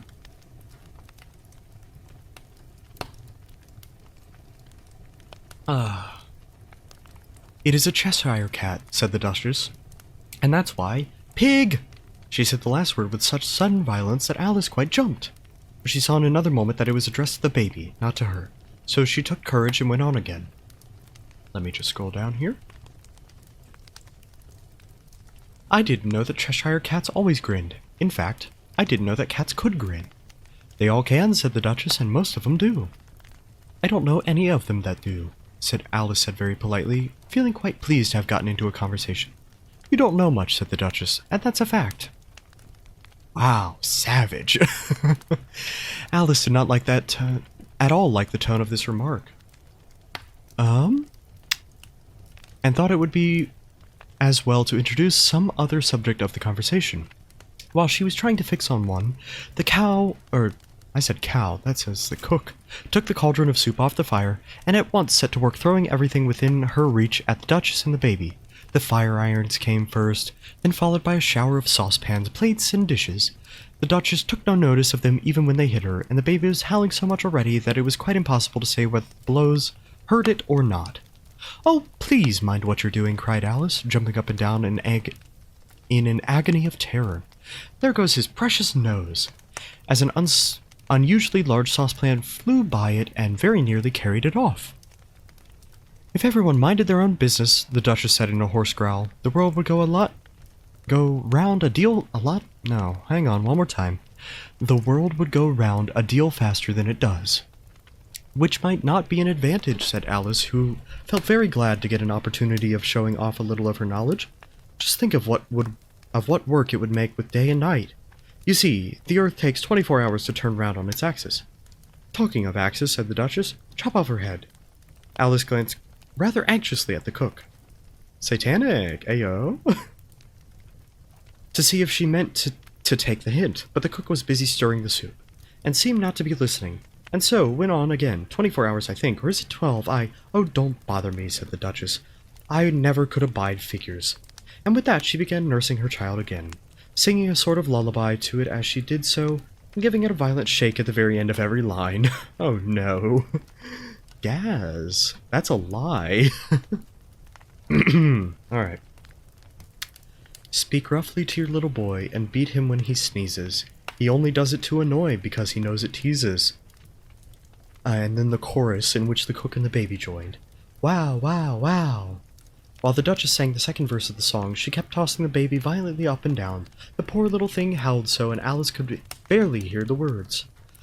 "I speak severely to my boy. I beat him when he sneezes, for he can thoroughly enjoy the pepper when he pleases.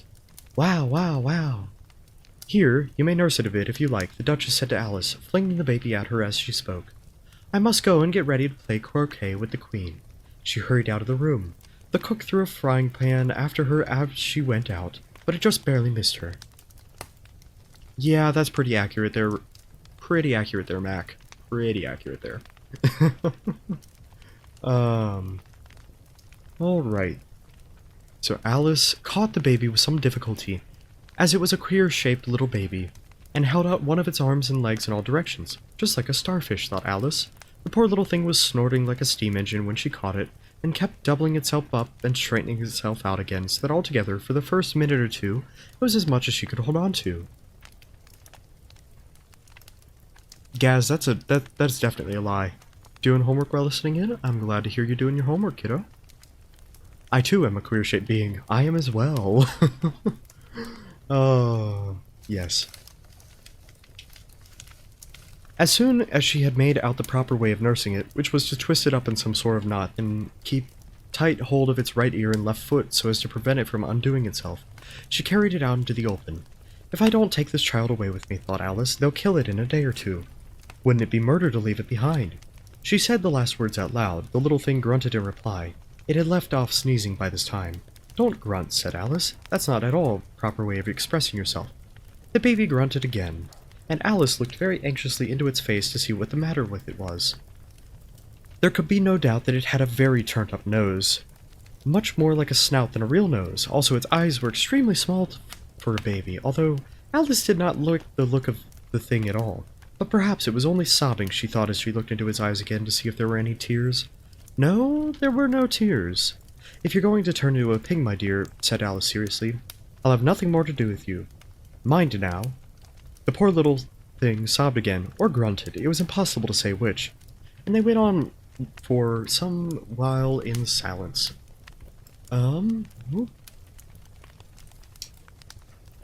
Social studies in Spanish. Ah, fair enough, fair enough. I am queer-shaped and I am friend-shaped. Fair, very fair. Thank you for the pets, Kamichi. Hi, Cake, how are you doing? Hopefully you're doing well today. I don't really like Spanish. To each their own. I have to write down what I summarized. I don't need help. Fair enough, fair enough. Oh, where were we? Let's see. Oh yes, it was crying again. Alice was just beginning to think to herself, now what am I to do with this creature when I get home? And it grunted again so violently that she looked down into its face with some alarm. I'm good, I'm glad to hear that. This time there could be no mistake about it. It was neither more nor less than a pig. She felt it would be quite absurd for her to carry it further. So, she set the little creature down and felt quite relieved to see it trot away quickly into the woods. If it had grown up, she said to herself, it would have made a dreadfully ugly child, but it makes a rather handsome pig, I think. And she began thinking of other children she knew, who might do very well as pigs, and was just saying to herself, if one only knew the right way to change them, when she looked a little startled to see the Cheshire Cat sitting on a branch of a tree a few yards off. The cat only grinned when it saw Alice. It looked good-natured, she thought. Still, it had very long claws and a great many teeth, so she felt it ought to be treated with respect. Cheshire Puss, she began rather timidly, as she did not at all know whether it would like the name. However, it only grinned a little wider. Come, it's pleased so far, thought Alice, and she went on. Would you tell me, please, which way I ought to go from here? I almost keep knocking over my tea. No, Story, don't knock over the tea. That depends a good deal on where you want to get to, said the cat. I don't much care where, said Alice. Then it doesn't matter which way you go, said the cat. A very true statement. If you do not care where you end up, it doesn't matter where you go. So long as I get somewhere, Alice added as an explanation. Oh, you're sure to do that if only you walk long enough, said the cat. Alice felt that this could not be denied, so she tried another question. What sort of people live around here? In that direction, the cat said, waving its right paw around, lives a hatter. And in that direction, waved the other paw, lives a March hare. Visit either you like, they're both mad. But I don't want to go among mad people, Alice remarked. Oh, you can't help that, said the cat. We're all mad here. I'm mad, you're mad. How do you know that I'm mad, said Alice. You must be, said the cat, or you wouldn't have come here. Alice didn't think that proved it at all. However, she went on. And how do you know that you're mad? To begin with, said the cat. A dog's not mad. You grant that? I suppose so, said Alice. Well then, the cat went on. You see, a dog growls when it's angry, and wags its tail when it's pleased. Now I growl when I'm pleased and wag my tail when I'm angry. Therefore, I'm mad. Pretty sound logic there. I mean, you can't refute that. I call it purring, not growling, said Alice. Call it what you like, said the cat. Do you play croquet with the Queen today? I should like it very much, said Alice, but I haven't been invited yet. You'll see me there, said the cat, and vanished. I see. Poof, magic cat.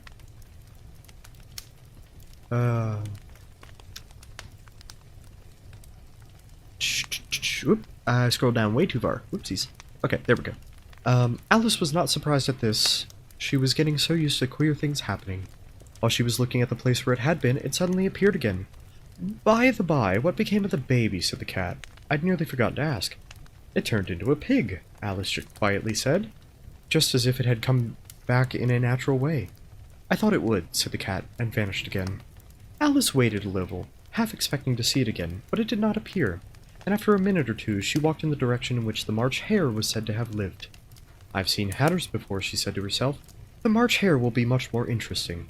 And perhaps, as this is May, it won't be raving mad, at least not so mad as it was in March. As she had said this, and there was the cat again, sitting upon the branch of a tree. Did you say pig or fig? Said the cat.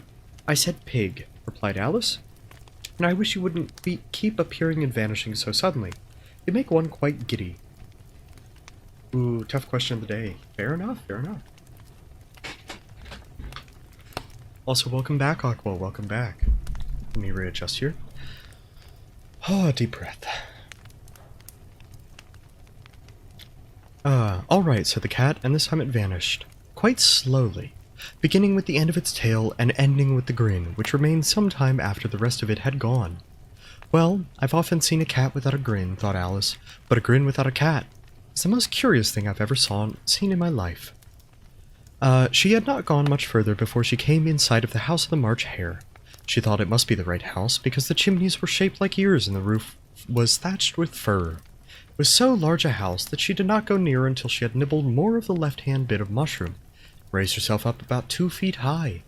Even then, she walked up towards it rather timidly, saying to herself, "Suppose it should be raving mad after all. I almost wish I'd gone to see the Hatter instead." A fair point, a fair point. Sometimes you just do wish you had gone to see the Hatter instead of the March Hare. Anyways, that is the end of chapter 6. So we are halfway through the book. How is everyone feeling? Hopefully everyone's feeling alright. We're going to ignore that I'm taking a break for a little bit, just that my eyes will readjust, because I am reading font size 8 right now.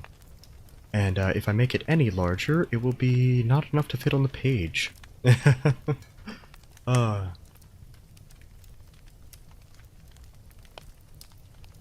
Alright. Hug, thank you for the hug. Thank you, thank you. Chapter 7. A Mad Tea Party. Good reading, I'm enjoying it. Oh, thank you, Satanic.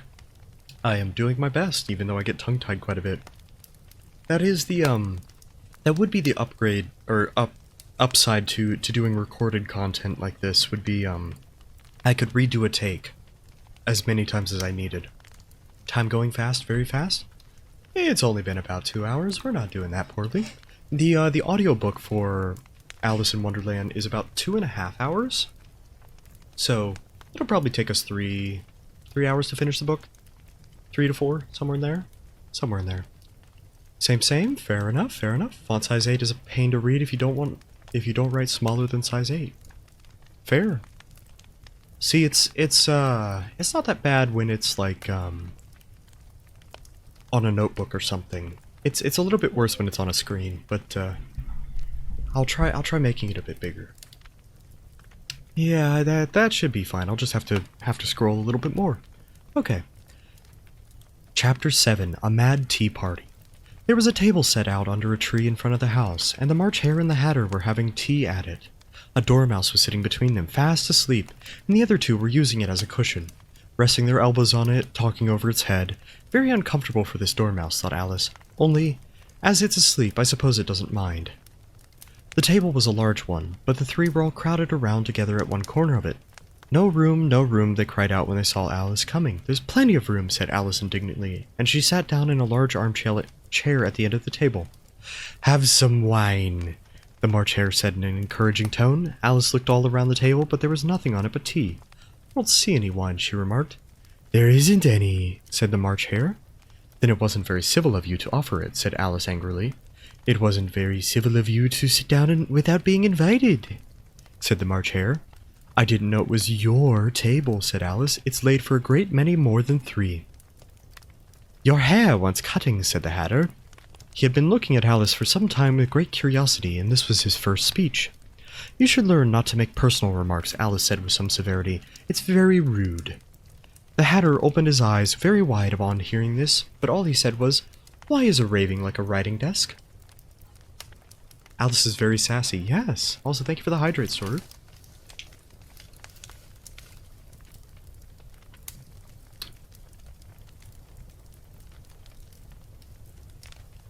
I'm noticing my bitrate just dropped. Has it been doing that this entire time? Are we good? Are we okay? She's like 12 as expected. Oh, fair enough. Did we lose stream at some point? We've lost a great deal of frames, and I can't tell if that's my bitrate dying or anything else. Oh, you know why? It's because the audio track is in fucking 1080p. Only seen it do it once? Oh, okay. Hopefully stream stays stable. That's a bit odd. I just looked up and saw 62,000 drop frames. Beginning when I joined, I don't know. That's a bit odd. Not really, I was only behind for like 5 to 10 seconds. Okay, I don't know. Let me know if it does drop though. Let me know if it does go down. I really hope it doesn't, but you know. Thought it was my earphones? Oh, okay. So, looks like it went down a little bit. Okay, that's not good. Looks like we've at least stayed connected, but we will hope that it stays at least somewhat stable then. I apologize to everyone. It looks like it's stabilized, but I don't know. It may drop again. I hope it doesn't.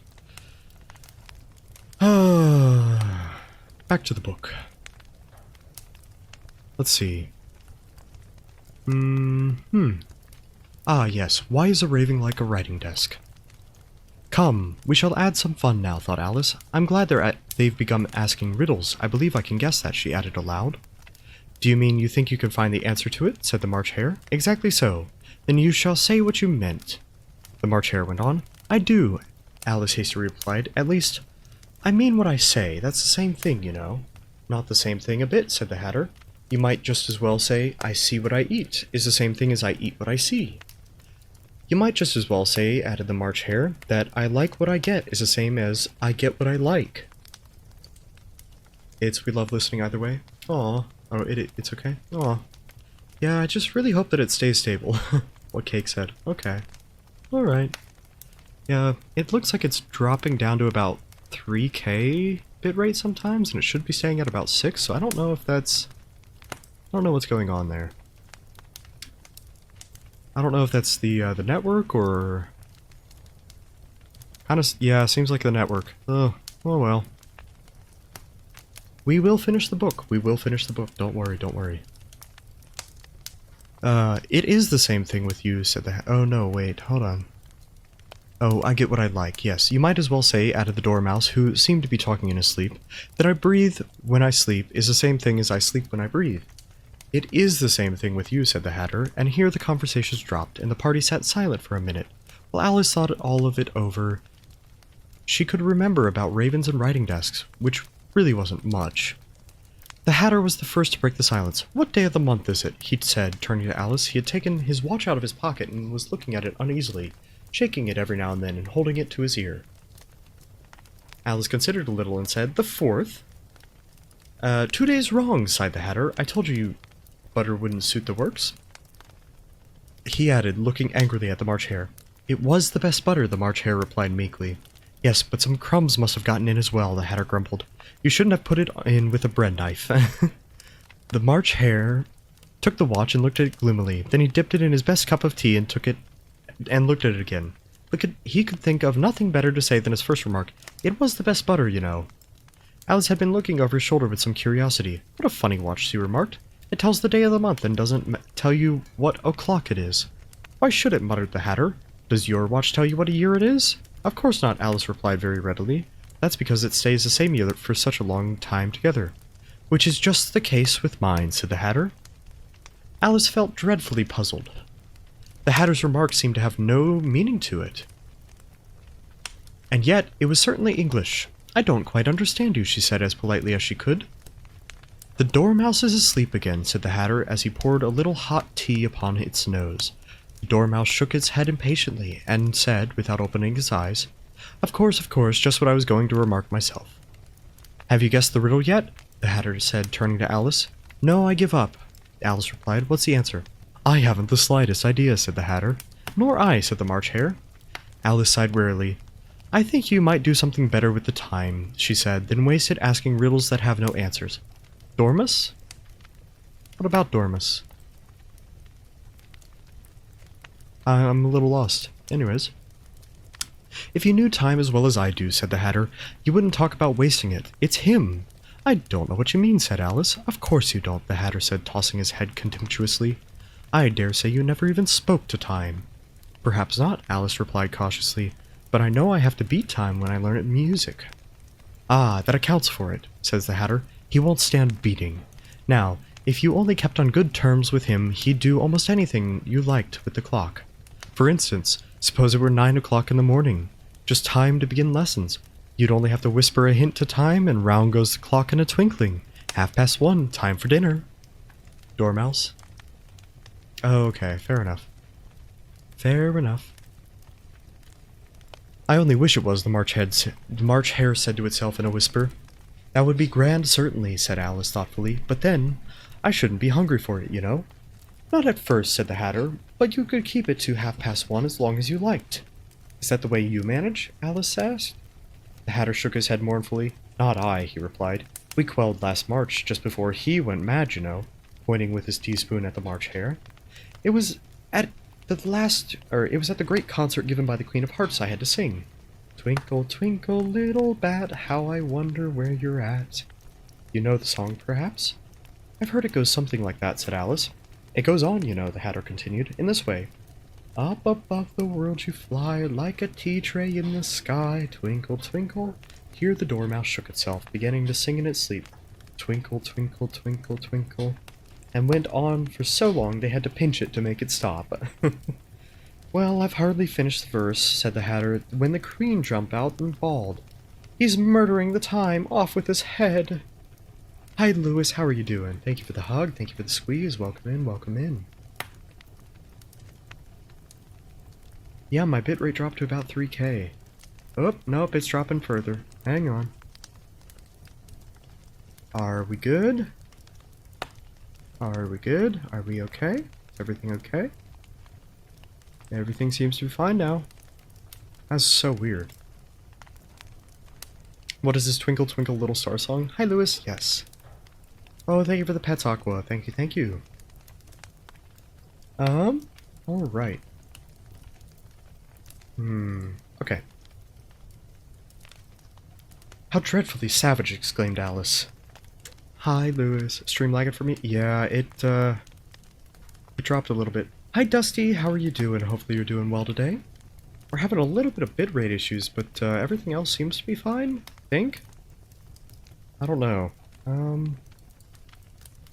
Let's see. How dreadfully savage, exclaimed Alice. And ever since then, the Hatter went on in a mournful tone. He won't do a thing I asked. It's always 6 o'clock now. A bright idea came into Alice's head. Is that the reason for so many tea things are put out here? She asked.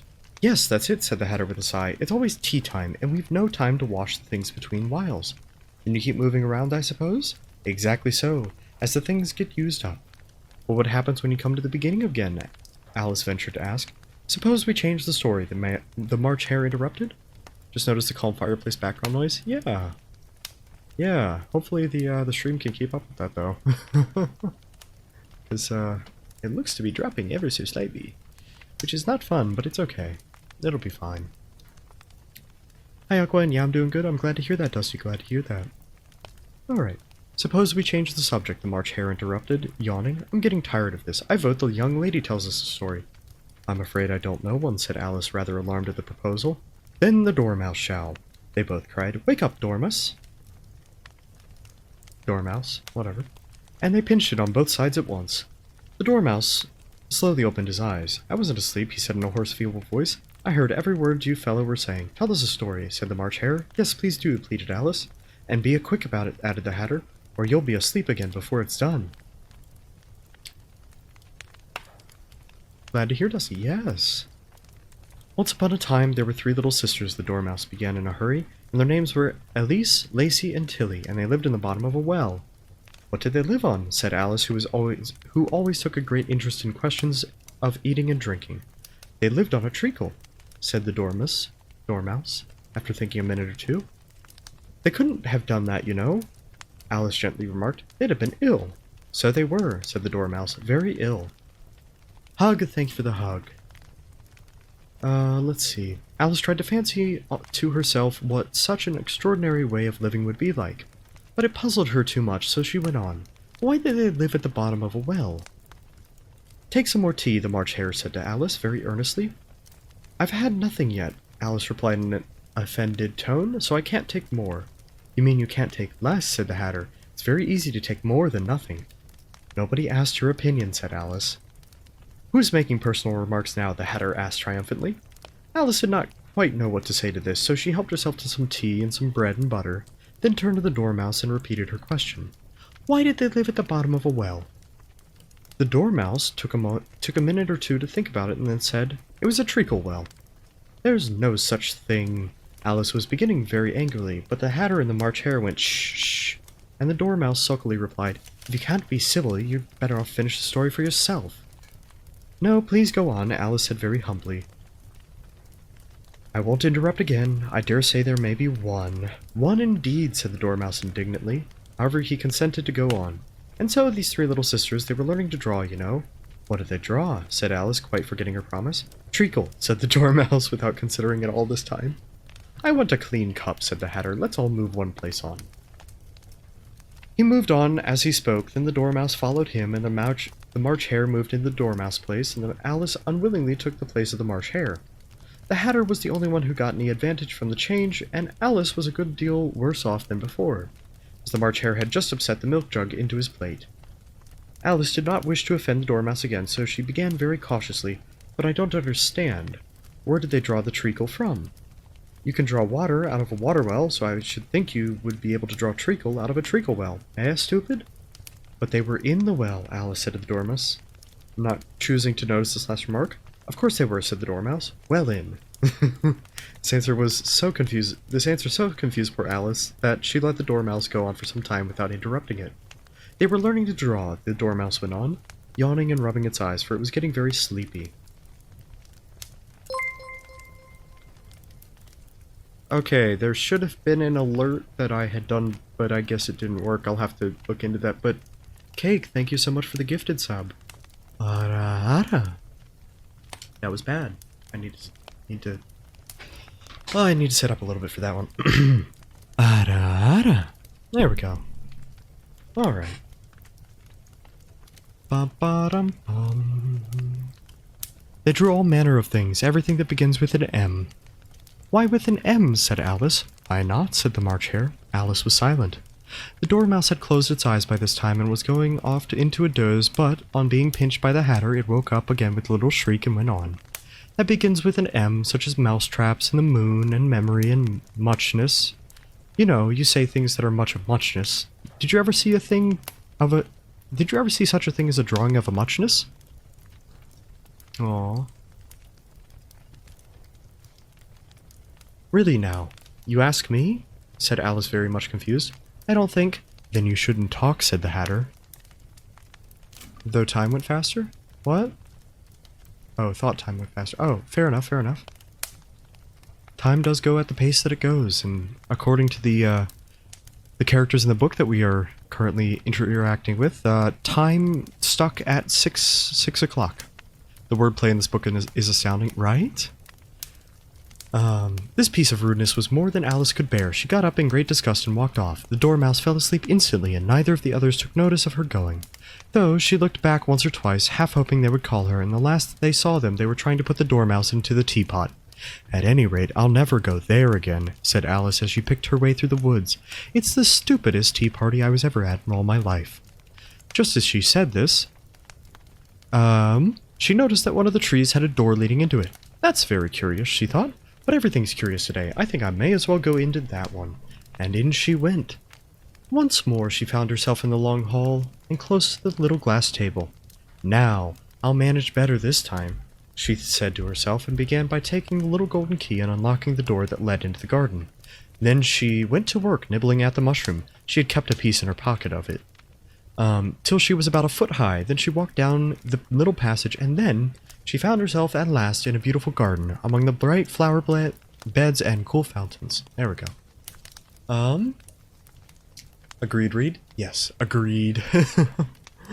That is the end of Chapter 7. Alright, now on to Chapter 8. The Queen's Croquet Ground. Oh wow, we're getting pretty close there. Nice. A large rose tree stood by the entrance of the garden. The roses growing on it were white, but there were 3 gardeners at it, busy painting them red. Alice thought this was a very curious thing when she went nearer to watch them, and just as she came up to them she heard one of them say, "Look out now, Five, don't go splashing paint over me like that." "I couldn't help it," said Five in a sulky tone. "Seven jogged my elbow." Of which Seven looked up and said, "That's right, Five, always lay the blame on others." "You better not talk," said Five. "I heard the Queen say only yesterday you deserve to be beheaded." To be beheaded. There we go. I missed 4 whole chapters. Pain. Aw. I'm sorry to hear that, Reed. Did the stream drop? Are we okay on the stream? Is everything good on my end? It looks fine now. Looks like we had a really big drop, though. I don't know. Sus is 6%. That's a little low.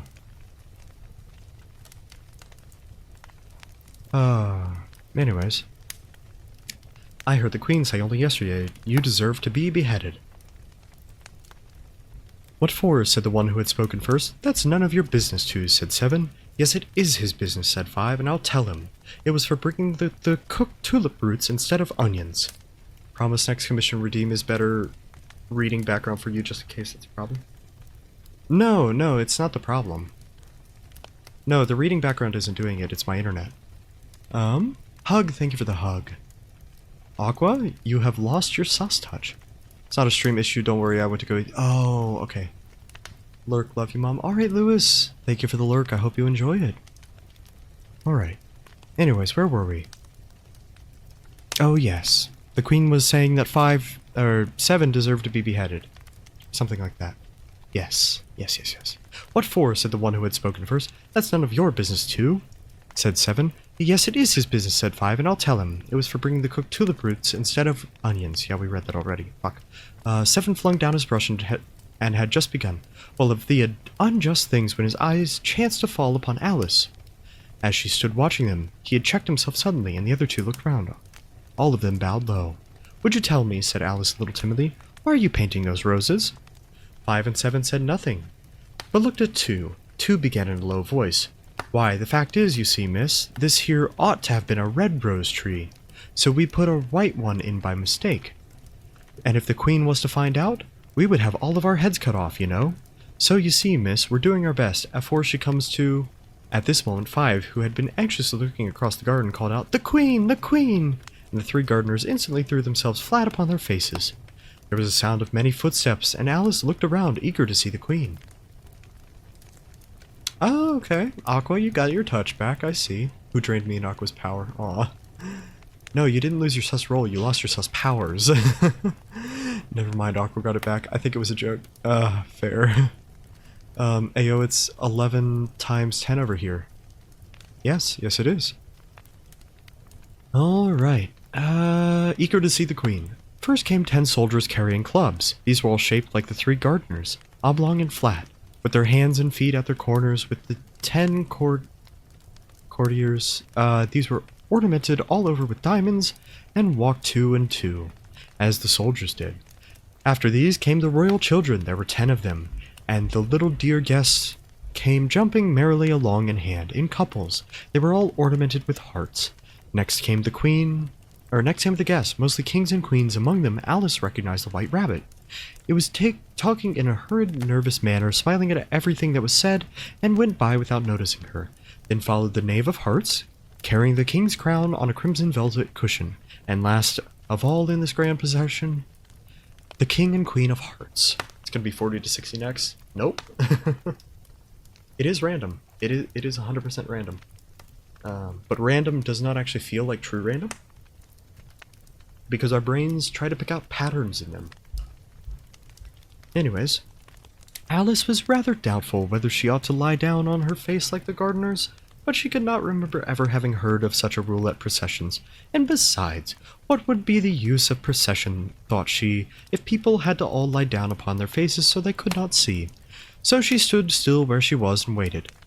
When the procession came opposite to Alice, they all stopped and looked at her. The Queen said severely, "Who is this?" She said it to the Knave of Hearts, who only bowed and smiled in reply. "Idiot," said the Queen, tossing her head impatiently, and turning to Alice, she went on, "What's your name, child?" You always have a 1 in 120 chance to get a number? Yep. Just imagine the chances of getting every number on the board. That would be crazy. That would be crazy. Yeah. That's 120 to the 120th power? Yep. I think. Yes. Yeah, it would be 1 over 120th to the 120 power. That's insane. Imagine getting every number in order. That would be even harder. It's even worse. Yeah, that would be even harder. Without breaking once. Yeah, that would be insane. Anyways, my name is Alice, so please your majesty, said Alice very politely, but then she added to herself, why, they're only a pack of cards after all, I needn't be afraid of them. And who are these? Said the Queen, pointing to the 3 gardeners who were lying around the rose tree, for, you see, as they were lying on their faces, and the pattern on their backs was the same as the rest of the pack, she could not tell whether they were gardeners or soldiers or courtiers. I don't think it's couriers, I think it's courtiers. Or 3 of her own children. How should I know? Said Alice, surprised by her own courage. It's no business of mine. The queen turned crimson with fury, and after glaring at her for a moment like a wild beast, screamed, "Off with her head! Off!" "Nonsense," said Alice very loudly and decidedly, and the queen was silent.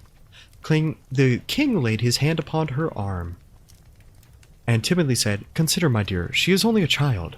The queen turned angrily from him and said to the knave, "Turn them over." The knave did so, very carefully with one foot. Imagine not fearing cards, paper cuts hurt, right? Yeah. Storu, 36% sus, nice. Guess you like reading a lot? Yeah. Alright. "Get up," said the queen in a shrill, loud voice, and the three gardeners instantly jumped up and began bowing to the king, the queen, the royal children, and everyone else. "Leave off that," screamed the queen. "You make me giddy." And then, turning to the rose trees, she went on. "What have you been doing here?" "May it please your majesty," said Tu in a very humble tone, getting down on one knee as he spoke. "We were trying—" "I see," said the queen, who had meanwhile been examining the roses. "Off with their heads." And the procession moved on, three of the soldiers remaining behind to execute the unfortunate gardeners, who ran to Alice for protection. "You shan't be beheaded," said Alice, and she put them into a large flower pot that stood near. Three soldiers wandered about for a minute looking for them, and then quietly marched off after the others. "Are their heads off?" shouted the queen. "Their heads are gone, if it please your majesty," the soldier shouted in reply. That's why you were called Reed Well. Yeah, okay. Every time I make a reed pun, it doesn't hit as hard. Aww. "That's right," shouted the queen. "Can you play croquet?" The soldiers were silent and looked at Alice as if the question was evidently meant for her. "Yes," shouted Alice. "Come on then," roared the queen, and Alice joined the procession, wondering very much what would happen next. "It's a very fine day," said a timid voice at her side. She was walking by the white rabbit, who was peeping anxiously into her face. "Very," said Alice. "Where's the Duchess?" "Hush, hush," said the rabbit in a low, hurried tone. He looked anxiously over his shoulder as he spoke, and raised himself on tiptoe and put his mouth close to her ear, and whispered, "She's under sentence of execution." "For what?" said Alice. "Did you say, 'what a pity'?" the rabbit asked. "No, I didn't," said Alice. "I don't think it's at all a pity. I said, 'what for?'" She boxed the queen's ears," the rabbit began. Alice gave a little scream of laughter. "Oh, hush," the rabbit whispered in a frightened tone. "The queen will hear you. You see, she came rather late, and the queen said—" "Get to your places," shouted the queen in a voice of thunder. And people began running in all directions, tumbling up against each other. However, they got settled down in a minute or two, and the game began. Alice thought she had seen such curious croquet ground... thought she had never seen such a curious croquet ground in her life. It was all ridges and furrows. The balls were live hedgehogs, and the mallets live flamingos, and the soldiers had to double themselves up to stand on their hands and feet to make arches. I hate how Twitch doesn't really let you have capital letters in your name.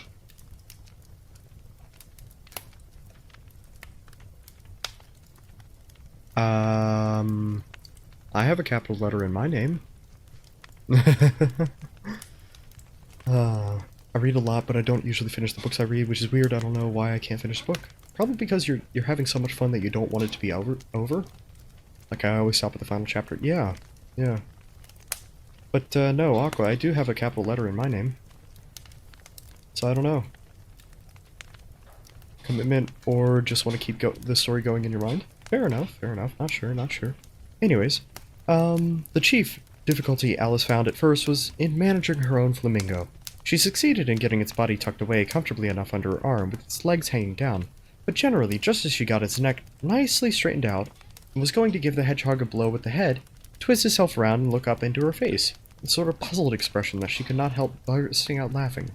When she had gotten its head down and was going to begin again, it was provoking to find the hedgehog had unrolled itself and was in the act of crawling away.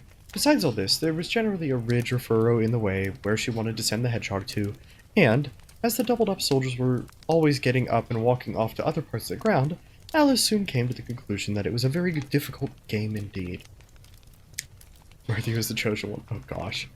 The players all played at once without waiting for turns, quarreling all the while and fighting for the hedgehogs. In a very short time, the queen was in a furious passion and went stamping about and shouting, "Off with his head, off with her head," about once in a minute.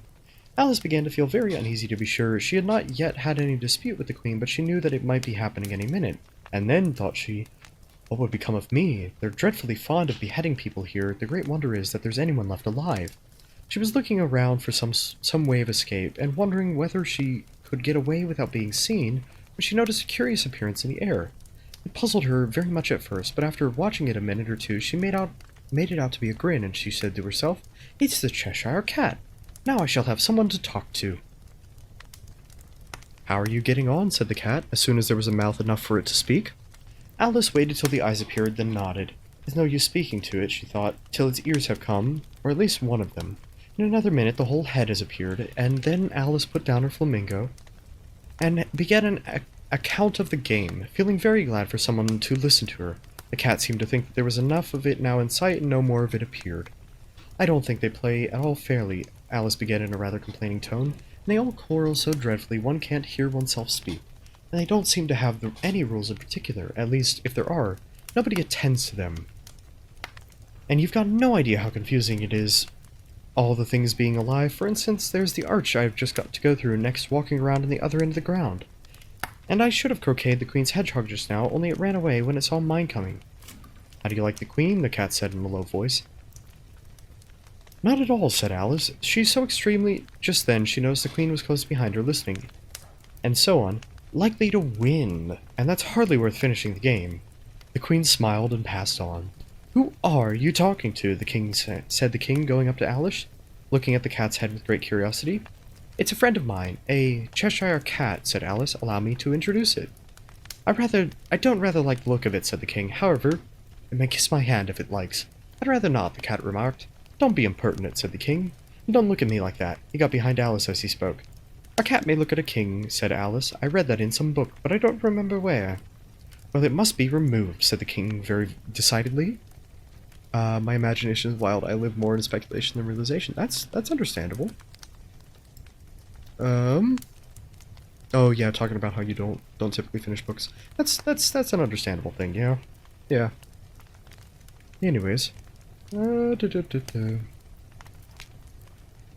it must be removed," said the King very decidedly, and he called the Queen, who was passing at the moment. "My dear, I wish you would have the cat removed." The Queen had only one way of settling all difficult matters, great or small. "Off with his head," she said, without even looking round. "I'll fetch the executioner myself," said the King eagerly, and he hurried off.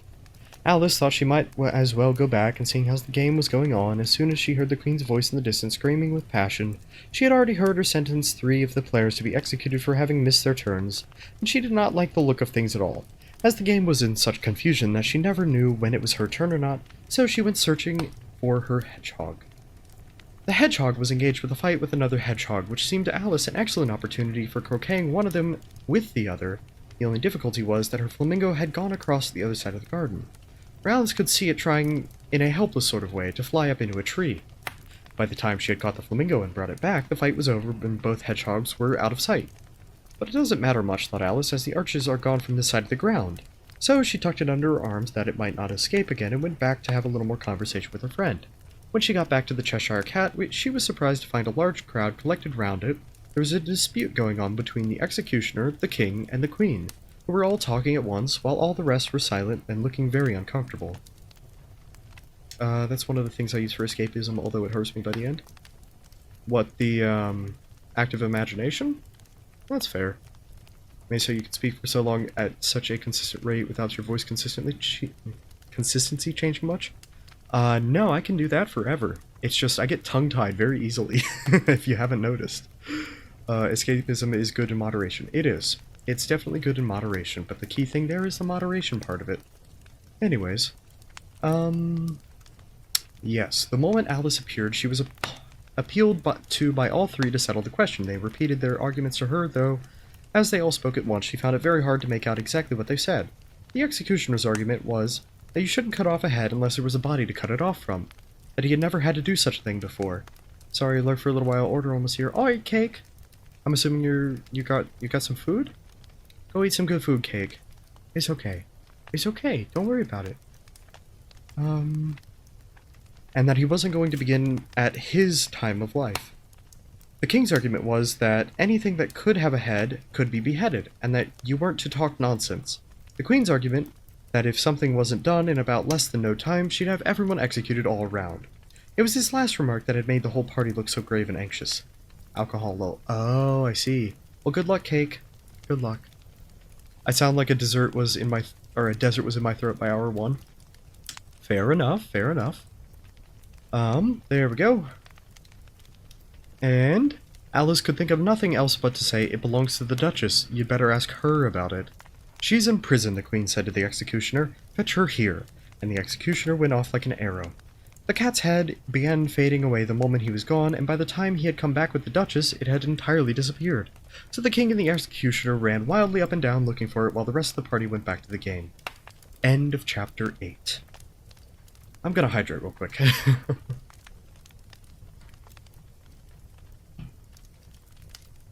Alright. So we're getting into chapter 9 now. Deep breath. Chapter 9. The Mock Turtle's Story. "You can't think how glad I am to see you again, you dear old thing," said the Duchess as she tucked her arm affectionately into Alice's and they walked off together. Alice was very glad for her to be in such a pleasant temper, and thought to herself that perhaps it was only the pepper that had made her so savage when they met in the kitchen. "When I'm a Duchess," she said to herself, not in a very hopeful tone though, "I won't have any pepper in my kitchen at all. Soup does very well without. Maybe it's always pepper that makes people hot-tempered," she went on, very much pleased to have found a new kind of rule. "And vinegar that makes them sour, and chamomile that makes them bitter, and barley sugar and the such things that make children sweet-tempered. I only wish people knew that. Then they wouldn't be so stingy about it, you know?" What's this moderation you speak of? Yeah. Lamau. Yes. Yes, indeed. She had forgotten the Duchess by this time, and was a little startled when she could hear her voice close to her ear. "You're thinking about something, my dear, and that makes you forget to talk. And I can't tell you now what the moral of that is, but I shall remember it in a bit." "Perhaps it hasn't one," Alice ventured to remark. "Tut tut, child," said the Duchess. "Everything's got a moral, if only you can find it." And she squeezed herself up closer to Alice's side as she spoke. Alice did not much like keeping so close to her, first because the Duchess was very ugly, and second, because she was exactly the right height to rest her chin upon Alice's shoulder, and it was a very uncomfortably sharp chin. However, she did not like to be rude, so she bore it as well as she could. A lot of people overuse moderation which is ironic. Yep. "Hi, Sammy, how are you doing? Welcome back. How was the shower? Hopefully it was good." Alright, so the game's going on rather better now, she said, by way of keeping up its conversation a little. "'Tis so," said the Duchess, "and the moral of that is, oh, 'tis love that makes the world go round." "It's a great shower." Good. "I don't think so. There are many things that need it, like food and venting." "Yes, indeed. Everything in moderation, but the moderation amounts for everything is different. So just be careful and make sure to be mindful of things." "Somebody said," Alice whispered, "that it's done by everyone minding their own business." "Ah, well, it means much the same thing," said the Duchess, digging her sharp little chin into Alice's shoulder as she added, "and the moral of that is, take care of the sense, and the sound will take care of themselves." How fond she is for finding morals in things, Alice thought to herself. Moderation needs to be hit by moderation. "I dare say you're wondering why I don't put my arm around your waist," the Duchess said after a pause. "The reason is that I'm doubtful about the temper of your flamingo. Shall I try the experiment?" "He might bite," Alice replied cautiously, not feeling at all anxious to have the experiment tried. "Very true," said the Duchess. "Flamingos and mustard both bite. And the moral of that is, birds of a feather flock together." "Only mustard isn't a bird," Alice remarked. "Right as usual," said the Duchess. "What a clear way you have of putting things." "It's a mineral, I think," said Alice. "Of course it is," says the Duchess, who seemed ready to agree to everything that Alice said. "There's a large mustard mine near here, and the moral of that is, the more there is of mine, the less there is of yours." What the fuck? Okay, alright. "Oh, I know," exclaimed Alice, who had not attended to the last remark. "It's a vegetable. It doesn't look like one, but it is." "I quite agree with you," said the Duchess, "and the moral of that is, be what you would seem to be, or if you'd like it more put simply, never imagine yourself not to be otherwise than what it would appear to others that what you were or might have been was not otherwise than what you would have appeared to them to be otherwise." Okay. "Hi, Taylor. Welcome in. Duchess keeps your hands to yourself, right? Everything alright, Taylor? But also not ordering chaos, but rather subjective to everybody." "Yep. More like her head?" "Yes." Headache? The Duchess smoking that good stuff, right? Oh my goodness. Everyone here is smoking some more than others. Yeah, jeez, ugh. Hydrate, thank you for the hydrate storeroom.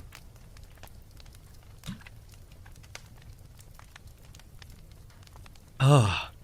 Well, I do hope you feel better, Taylor, but, get some water and some rest. Yes. Duchess and Cheshire might be the top smokers. I mean, the Duchess owns the Cheshire Cat, so... obviously some personality things there. Anyways, what were we doing? Oh, we were here. Oh yeah, that massive sentence that just makes absolutely no goddamn sense. Anyways, I think I should understand that better, Alice said very politely. If I had written down, but I can't quite follow it as you say it. Yeah, I can't either, Alice. You're not alone in this one.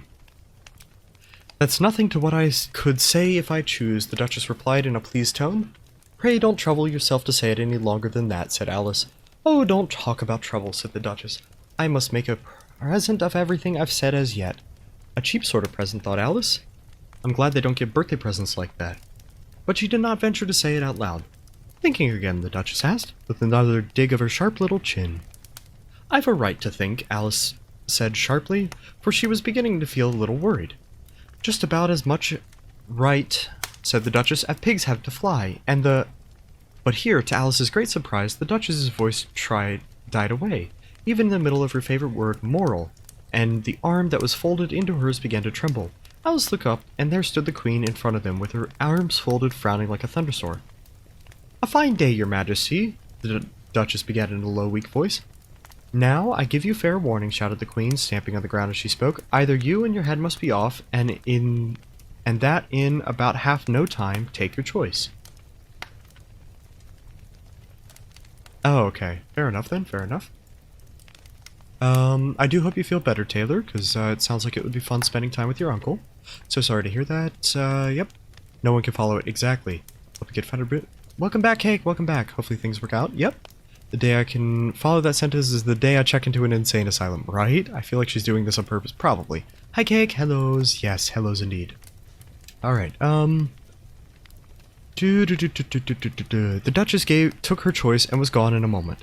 Let's go on with the game, the Queen said to Alice, and Alice was too frightened to say a word, but slowly followed her back to the croquet ground.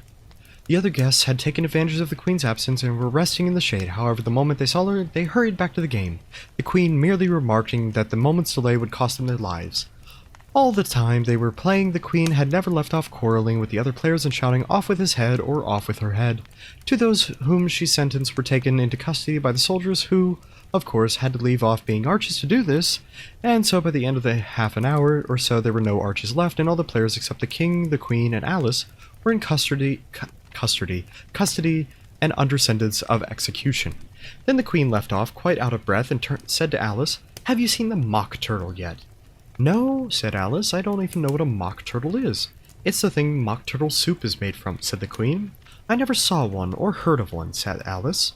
"Come on then," said the Queen, "and he shall tell you his history." What sentence? The one made by the Duchess? Yeah, the one that the Duchess was saying. It's a mess. All her sentences. Yep, custody sounds tasty, right? She's clinically insane. Don't worry. Indeed. After I read this book, I might be clinically insane. Anyway. It's the thing mock turtle soup is made from. I never saw one, or heard of one. Come on then, said the Queen, and he shall tell you his history. As they walked off together, Alice heard the King say in a low voice to the company generally, "You are all pardoned." Come, that's a good thing, she said to herself, for she had felt quite unhappy at the number of executions that the Queen had ordered. I would like to be in a custody, please. Aww. We're all mad here. We are indeed. We are indeed. They very soon came upon a griffin, lying fast asleep in the sun. If you don't know what a griffin is, look at the pictures. "Up, lazy thing," said the Queen, "and take this young lady to see the mock turtle and to hear his history. I must go back and see after some executions I have ordered." And she walked off, leaving Alice alone with the griffin. Alice did not like the look of this creature, but on the whole she thought it would be quite as safe to stay with it as it was to go with the savage Queen, so she waited. The griffin sat up and rubbed its eyes, then it watched the Queen till she was out of sight, then it chuckled. "What fun," said the griffin, half to itself, half to Alice. "What is fun?" said Alice. "Why, she," said the griffin. "It's all her fancy that she never executes nobody, you know. Come on." Everybody says, "Come on here," thought Alice, and she slowly went after it. I never was so ordered about in all my life, never. You've heard of Evil M, but what about Insane M? I mean, fair. It's okay to pass out, Spook. Welcome back, yes indeed. I'm going guns blazing through the school with W guns, big fat water gun. I'm so confused. I'm so confused. In fact, in high school I made sexy dude versions of every character that showed up in this book and the sequel. Oh my. Oh my. Alright. They had not gone far before they saw the mock turtle in the distance, sitting sadly and lonely in a little ledge under a ledge of rock, and as soon as they came nearer, Alice could hear him sighing as if his heart would break. She pitied him deeply. "What is his sorrow?" she asked the griffin, and the griffin answered, very nearly in the same words as before. "It's all his fancy, that. He hasn't got no sorrow, you know. Come on." So they went up to the mock turtle, who looked at them with large eyes full of tears, but said nothing. "This here young lady," said the griffin. "She wants to know your history, she do." "I'll tell her," said the mock turtle in a deep, hollow tone. "Sit down, both of you, and don't speak a word till it's finished." So they sat down, and nobody spoke for some minutes. Alice thought to herself, "I don't see how he can ever finish, but if he doesn't begin..." She waited patiently. "Once," said the mock turtle at last with a deep sigh, "I was a real turtle." You what? Had me in the first half, not gonna lie. You mean you made the Duchess a dude and hot? I see. I see. Plays the cellos for the mock turtle. No. But once, the turtle said, or the mock turtle said with a deep sigh, "I was a real turtle." Those words were followed by a very long silence, broken only by the occasional herk from the griffin. Do-do-do-do-do-do, and the constant heavy sobbing of the mock turtle. Alice was fairly nearly getting up and saying, "Thank you, sir, for your interesting story," but she could not help but thinking there must be more to come. Well, obviously, because, you know, there's more of the book. There must be more to come, so she sat still and said nothing. "When we were little," the mock turtle went on at last, more calmly, though still sobbing a little now and then. "We went to school in the sea. The master was an old turtle. We used to call him Tortoise." "Why did you call him Tortoise if he wasn't one?" "We called him Tortoise because he taught us," said the mock turtle angrily. "Really, you are dull." "You ought to be ashamed of yourself for asking such a simple question," asked the griffin. Or added the griffin. And then they both sat silently and looked at poor Alice, who felt ready to sink into the earth. At last the griffin said to the mock turtle, "Drive on, old fellow, don't be all day about it." And he went on with these words. I don't know. Don't worry, I'll check. Alright, yep, okay. "Yes, we went to school in the sea, though you mayn't believe it." "I never said I didn't," interrupted Alice. "You did," said the mock turtle. "Hold your tongue," added the griffin before Alice could speak again. The mock turtle went on. "We had the best of educations. In fact, we went to school every day." "I've been to a day school too," said Alice. "You needn't be so proud as that." "With extras," said the mock turtle a little anciently. "Yes," said Alice. "We'd learned French and music." "And washing?" "Certain," said the mock turtle. "Certainly not," said Alice indignantly. "Ah, then yours wasn't a really good school," said the mock turtle in a tone of great relief. "Now at ours they had at the end of the bill, French music and washing extra." "You couldn't have wanted it much," said Alice, "living at the bottom of the sea." "I couldn't afford to learn it," said the mock turtle with a sigh. "I only took the regular course." "What was that?" inquired Alice. "Reeling and writhing, of course, to begin with," the mock turtle replied. "And then the different branches of arithmetic, ambition, distraction, uglification, and deseration." "Never heard of uglification," Alice ventured to say. "What is it?" The griffin lifted up both paws in surprise. "What? Never heard of uglification. Uglifying," it explained. "You know what it is to beautify, I suppose." "Yes," said Alice doubtfully. "It means to make anything prettier." Alice got some bad manners, right? You know what, I'm amazed 682 had second form for himself, 6280. Huh. I wonder what 862 is the inverse of 682? Not a clue. There aren't any SCPs past 7,000 at the moment, I believe. Fair enough, fair enough. Duchess graduated from uglification 3 times. You're not wrong. Damn, imagine getting uglified. Anyways. "Well then," the griffin went on, "if you don't know what to uglify is, you are a simpleton." Alice did not feel encouraged to ask any more questions about it, so she turned to the mock turtle and said, "What else had you to learn?" "Well, there was mystery," the mock turtle replied, counting off the subjects on his flappers. "Mystery ancient and modern, with seaography, then drawing master, and the drawing master was an old conger eel that used to come once a week. He taught us drawing, stretching, and fainting in coils. Ayo. Fainting in coils? Sounds like something that some of you people would do. Anyways. What was that like? Said Alice. Well, I can't show you myself, the Mock Turtle said. I'm too stiff. The Griffin never learnt it. Hadn't time, said the Griffin. I went to the classics master, though. He was an old crab, he was. I never went to him, the Mock Turtle said with a sigh. He taught laughing and grief, they used to say. So he did, said the Griffin, sighing in his turn. Both creatures hid their faces in their paws. Mer, did you go to the school for the coils? Maybe. I was born with them. Alright. And how many hours a day did you do lessons? Said Alice in a hurry to change the subject. 10 hours the first day, said the Mock Turtle. 9 the next, and so on. What a curious plan, exclaimed Alice. That's the reason they're called lessons, the Griffin remarked, because they lessen from day to day. Okay, fair enough. This was quite a new idea to Alice, and she thought it over a little before making her next remark. Then the 11th day must have been a holiday? Of course it was, said the Mock Turtle. How did you manage on the 12th? Alice went on eagerly. That's enough about lessons, the Griffin interrupted in a very decided tone. Tell her about the games now. Oh, that was the end of chapter 9. Okay, cool. Alright, chapter 10. The Mock Turtle, the Lobster Quadrille. Quadrille? Quadrille. Quadrille. Quadrille, I think. The Lobster Quadrille. The Mock Turtle sighed deeply and drew the back of one flapper across his eyes. Jeez, that took me a while. Well, Game of Thrones. He looked at Alice and tried to speak, but for a minute or two, sobs choked his voice. Same as if he had a bone in his throat, said the Griffin, and it set to work, shaking him and pinching him on the back. At last the Mock Turtle recovered his voice, and with tears running down his cheeks, he went on. You may not have lived in the sea, or you may not have lived much under the sea. I haven't, said Alice.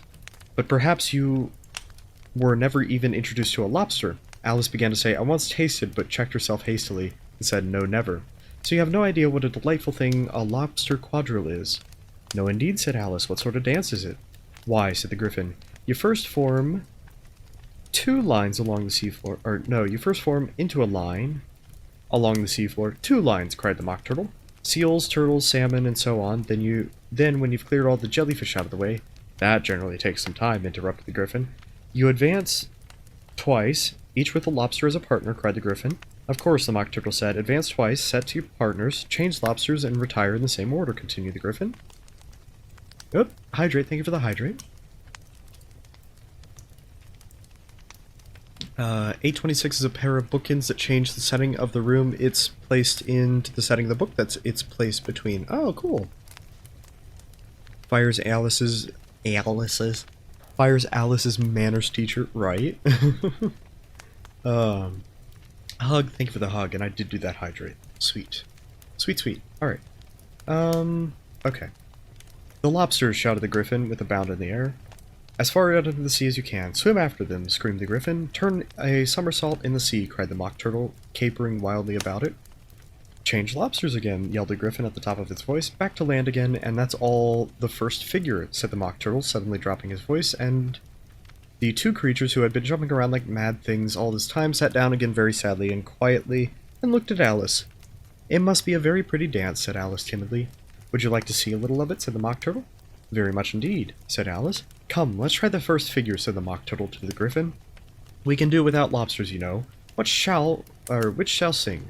Oh, you sing, said the Griffin. I've forgotten the words. So they began solemnly dancing around Alice, round and round, every now and then treading on her toes when they passed too close, and waving their forepaws to mark the time, while the Mock Turtle sang this very slowly and sadly. Will you walk a little faster, said a whiting to a snail. There's a porpoise close behind us, and he's treading on my tail. See how eagerly the lobsters and the turtles will advance. They are waiting on this shingle. Will you come and join the dance? Will you, won't you, will you, won't you join the dance? Will you, won't you, won't you join the dance? You can really have no notion how delightful it will be when they take us up and throw us with the lobsters out to sea. But the snail replied too far, and gave a look askance, said he thanked the witting kindly, but he would not join the dance. Would not, could not, would not, could not, would not join the dance. Would not, could not, would not, could not join the dance. Okay, that's a long message. We will read that in a second. What matters is how far we go, his little scaly friend replied. There is another shore, you know, upon the other side. The further off from England, the nearer is to France. Then turn not pale, beloved snail, but come and join the dance. Will you, won't you, won't you join, or will you join the dance? Will you, won't you, won't you join the dance? Okay, so that's a song. SCP-13021, bread hive, the French garlic baguette. The SCP will, when consumed, it will cause a neurotoxin that will make you obsessed with garlic bread for all eternity. You're a doctor, boom. Now you will have to tell people to eat garlic bread to stay healthy. Were you a gaming streamer? Now you will have to become a baker on how to do garlic bread. This bread, no matter how much is eaten, it never seems to end. Not even when making a sandwich with the whole thing, it shows no signs of multiplication. Is this an actual one, or is this one you're making up right now? Because that sounds awesome. The song goes like, dude, dum dee doo. That doesn't help me very much, Semi. I'm sorry. Alright. Thank you. It's very interesting to watch, said Alice, feeling very glad that it was over at last. And I do so like that curious song about the Whitting. Oh, as the Whitting, said the Mock Turtle, you've seen them, of course? Yes, I've seen them at She checked herself hastily. I don't know where Din may be, said the Mock Turtle, but if you've seen them so often, of course you know what they're like. I believe so, Alice replied thoughtfully. They have their tails in their mouth and they're all over crumbs. You're wrong about the crumbs, said the Mock Turtle. Crumbs would all wash up in the sea. But they have their tails in their mouth, and the reason is... Here the Mock Turtle yawned and shut his eyes. Tell her about the reason and all that, he said to the Griffin. Well, made lord about an extremely wholesome piece of bread. Yes, many cases of people liking garlic bread have come. We cannot identify if the bread spread or garlic bread is just that good. This is a harmless SCP. From what we can see, more tests will be made for its effects when burned and consumed by 6A2. Wow, Alice is learning a little bit. Slowly. Very slowly, though. Alright.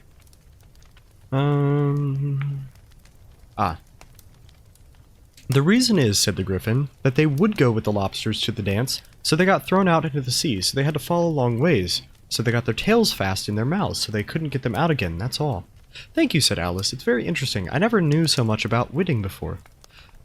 I can tell you more than that if you would like, said the Griffin. Do you know why it's called a Whitting? I never thought about it. Why? It does boots and shoes. What? Okay. I guess peak SCP lore, if only more were as wholesome as this, right?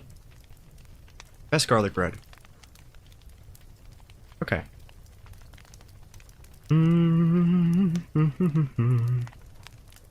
Yes, it does the boots and shoes, the Griffin replied very solemnly. Alice was thoroughly puzzled. Does the boots and shoes? She repeated in a wondering tone. Why, what are your shoes done with? Said the Griffin. I mean, what makes them so shiny? Alice looked down and considered a little before she gave her answer. They're done with blacking, I believe. Boots and shoes under the sea, the Griffin went on in a deep voice, are done with the whitening. Now you know. And what are they made of? Alice asked in a tone of great curiosity. Soles and eels, of course, the Griffin replied rather impatiently. Any shrimp could have told you that. If I had been the whiting, said Alice, whose thoughts were still running on the song, I'd have said to the porpoise, keep back please, we don't want you with us. They were obliged to have him with them, the Mock Turtle said. No wise fish would go anywhere without a porpoise. And knowing is half the battle. G.I. Joe. Oh no. Oh no. Alright. Do-do-do-do-do-do-do. Yes, no wise fish would go anywhere without a porpoise, wouldn't it really? Said Alice in a great tone of surprise. Of course not, said the Mock Turtle. Why, if a fish came to me and told me he was going on a long journey, I should say, with what purpose? Don't you mean purpose? Said Alice. I mean what I say, said the Mock Turtle the Mock Turtle replied in an offended tone. And the Griffin added, "Come, let's hear some of your adventures."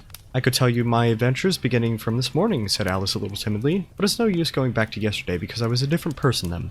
"Explain all that," said the Mock Turtle. "No, no, the adventures first," said the Griffin in an impatient tone. "Explanations take such a dreadful time." So Alice began telling them her adventures from the time when she first saw the White Rabbit. She was a little nervous about it at first. The two creatures got so close to her, one on each side, and opened their eyes and mouths so very wide. But she gained the courage, and she went on. Her listeners were perfectly quiet till she got to the part about her repeating, "You are old, Father William," to the caterpillar. God damn it, that word again. "Jerry, hi!" "How are you doing, Jerry? Thank you for the lurk. I hope you feel better." Mock Turtle be like, "Did I stutter?" I really doubt that anyone would consider it a real SCP. Fair enough, fair enough. Anyways, and the words all coming different, and the Mock Turtle drew a long breath, and said, "That's very curious." "It's all about as curious as it can be," said the Griffin. "It all came different," the Mock Turtle repeated thoughtfully. "I should like to try her here and repeat something now. Tell her to begin." He looked at the Griffin as if he thought it had some kind of authority over Alice. "Stand up and repeat, 'Tis the voice of the sluggard,'" said the Griffin. "Hey, the creatures order one about and make one repeat lessons," thought Alice. "I might as well be at school at once." However, she got up and began to repeat it, but her head was so full of the lobster quadrille that she hardly knew what she was saying, and the words that came out were very queer indeed. "'Tis the voice of the lobster, I heard him declare, you have baked me too brown, I must sugar my hair. As a duck with its eyelids, so he with his nose trims his belt and his buttons and turns out his toes." Later editions continue as follows, "With the sands are all dry, he is gay as a lark and will talk in contemptuous tones of the shark. But when the tide rises and the sharks are around, his voice is a timid, tremulous sound." Cool. "That's different from what I used to say when I was a child," said the Griffin. "Well, I never heard it before," said the Mock Turtle, "but it sounds uncommon nonsense." So what SCP should we write about next? Oh no. Alice said nothing as she sat down with her face in her hands, wondering if anything would ever happen in a natural way again. I should like to have it explained," said the Mock Turtle. "She can't explain it," said the Griffin hastily. "Go on with the next verse." "But about his toes," the Mock Turtle persisted. "How could he turn them out with his nose, you know?" "It's the first position in dancing," Alice said, but dreadfully puzzled by the whole thing and longed to change the subject. "Go on with the next verse," the Griffin repeated immediately. It begins, "I passed by his gardens." Alice did not dare disobey, though she felt it would all come wrong, and she went on trembling voice, "I passed by his gardens and marked with one eye how the owl and the panther were sharing a pie." "What is the use of repeating all this stuff?" the Mock Turtle interrupted. "If you don't explain as you go on, it's by far the most confusing thing I ever heard."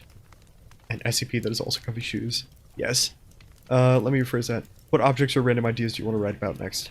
Well, we have the garlic bread that makes people obsessed with garlic bread. I don't know. What about the wholesome snake mom who just throws positive vibes at everyone and everybody happens to just feel happier after interacting with her? Did it? "Yes, I think you'd better leave off," said the Griffin, and Alice was only too glad to do so. Shall we try another figure of the lobster quadrille?" the Griffin went on. "Or would you like the Mock Turtle to sing a song?" "Oh, a song, please, if the Mock Turtle would be so kind," Alice replied, so eagerly that the Griffin said in a rather offended tone, No accounting for taste. Sing her turtle soup, will you, old fellow?" The Mock Turtle sighed and began in a voice sometimes choked with sobs to sing this. "Beautiful soup, so rich and green, waiting in the hot tureen. Who for such dainties would not stoop?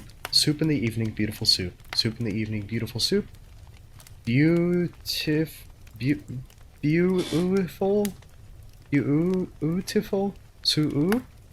Beautiful soup. Soup in the evening, beautiful soup. Beautiful soup, who cares for fish, game, or any other dish? Who would give all else for to pennyworth only for beautiful soup? Pennyworth only for beautiful soup. Beautiful soup, beautiful soup. Soup in the evening, beautiful soup. Snake Mom, the best FCP. Aw. "Chorus again!" cried the Griffin, and the Mock Turtle had just begun to repeat itself when the cry of "The trial's beginning!" was heard in the distance. "Come on!" cried the Griffin, taking Alice by the hand as it hurried off, without waiting for the end of the song. What trial is it? Alice panted as she ran, but the griffin only answered, "Come on," and ran faster, while more and more faintly carried the breeze that followed them the melancholy words, "Soup in the evening, beautiful, beautiful soup." The song is awful. I don't think I'm doing it any justice. And if it's already awful, and I just did a horrible job. Oh boy. Anyways, that is the end of chapter 10. Only 2 more to go. Chapter 11. Who Stole the Tarts? The King and Queen of Hearts were seated on their throne when they arrived, when a great crowd assembled around them. All sorts of little birds and beasts, as well as the whole pack of cards. The knave was standing before them in chains, with a soldier on each side to guard him, and near the king was the White Rabbit, with a trumpet in one hand and a scroll of parchment in the other. In the very middle of the court was a table, with a large dish of tarts upon it. They looked so good that it made Alice quite hungry to look at them. Gasp! The great whodunit! Yes! I wish they'd get the trial done, she thought, and hand round the refreshments, but there seemed no chance of this. So she began looking at everything around her to pass away the time. Alice had never been in a court of justice before, but she had read about them in books, and she was quite pleased to find that she knew the name of nearly everything here. That's the judge, she said to herself, because of his great wig.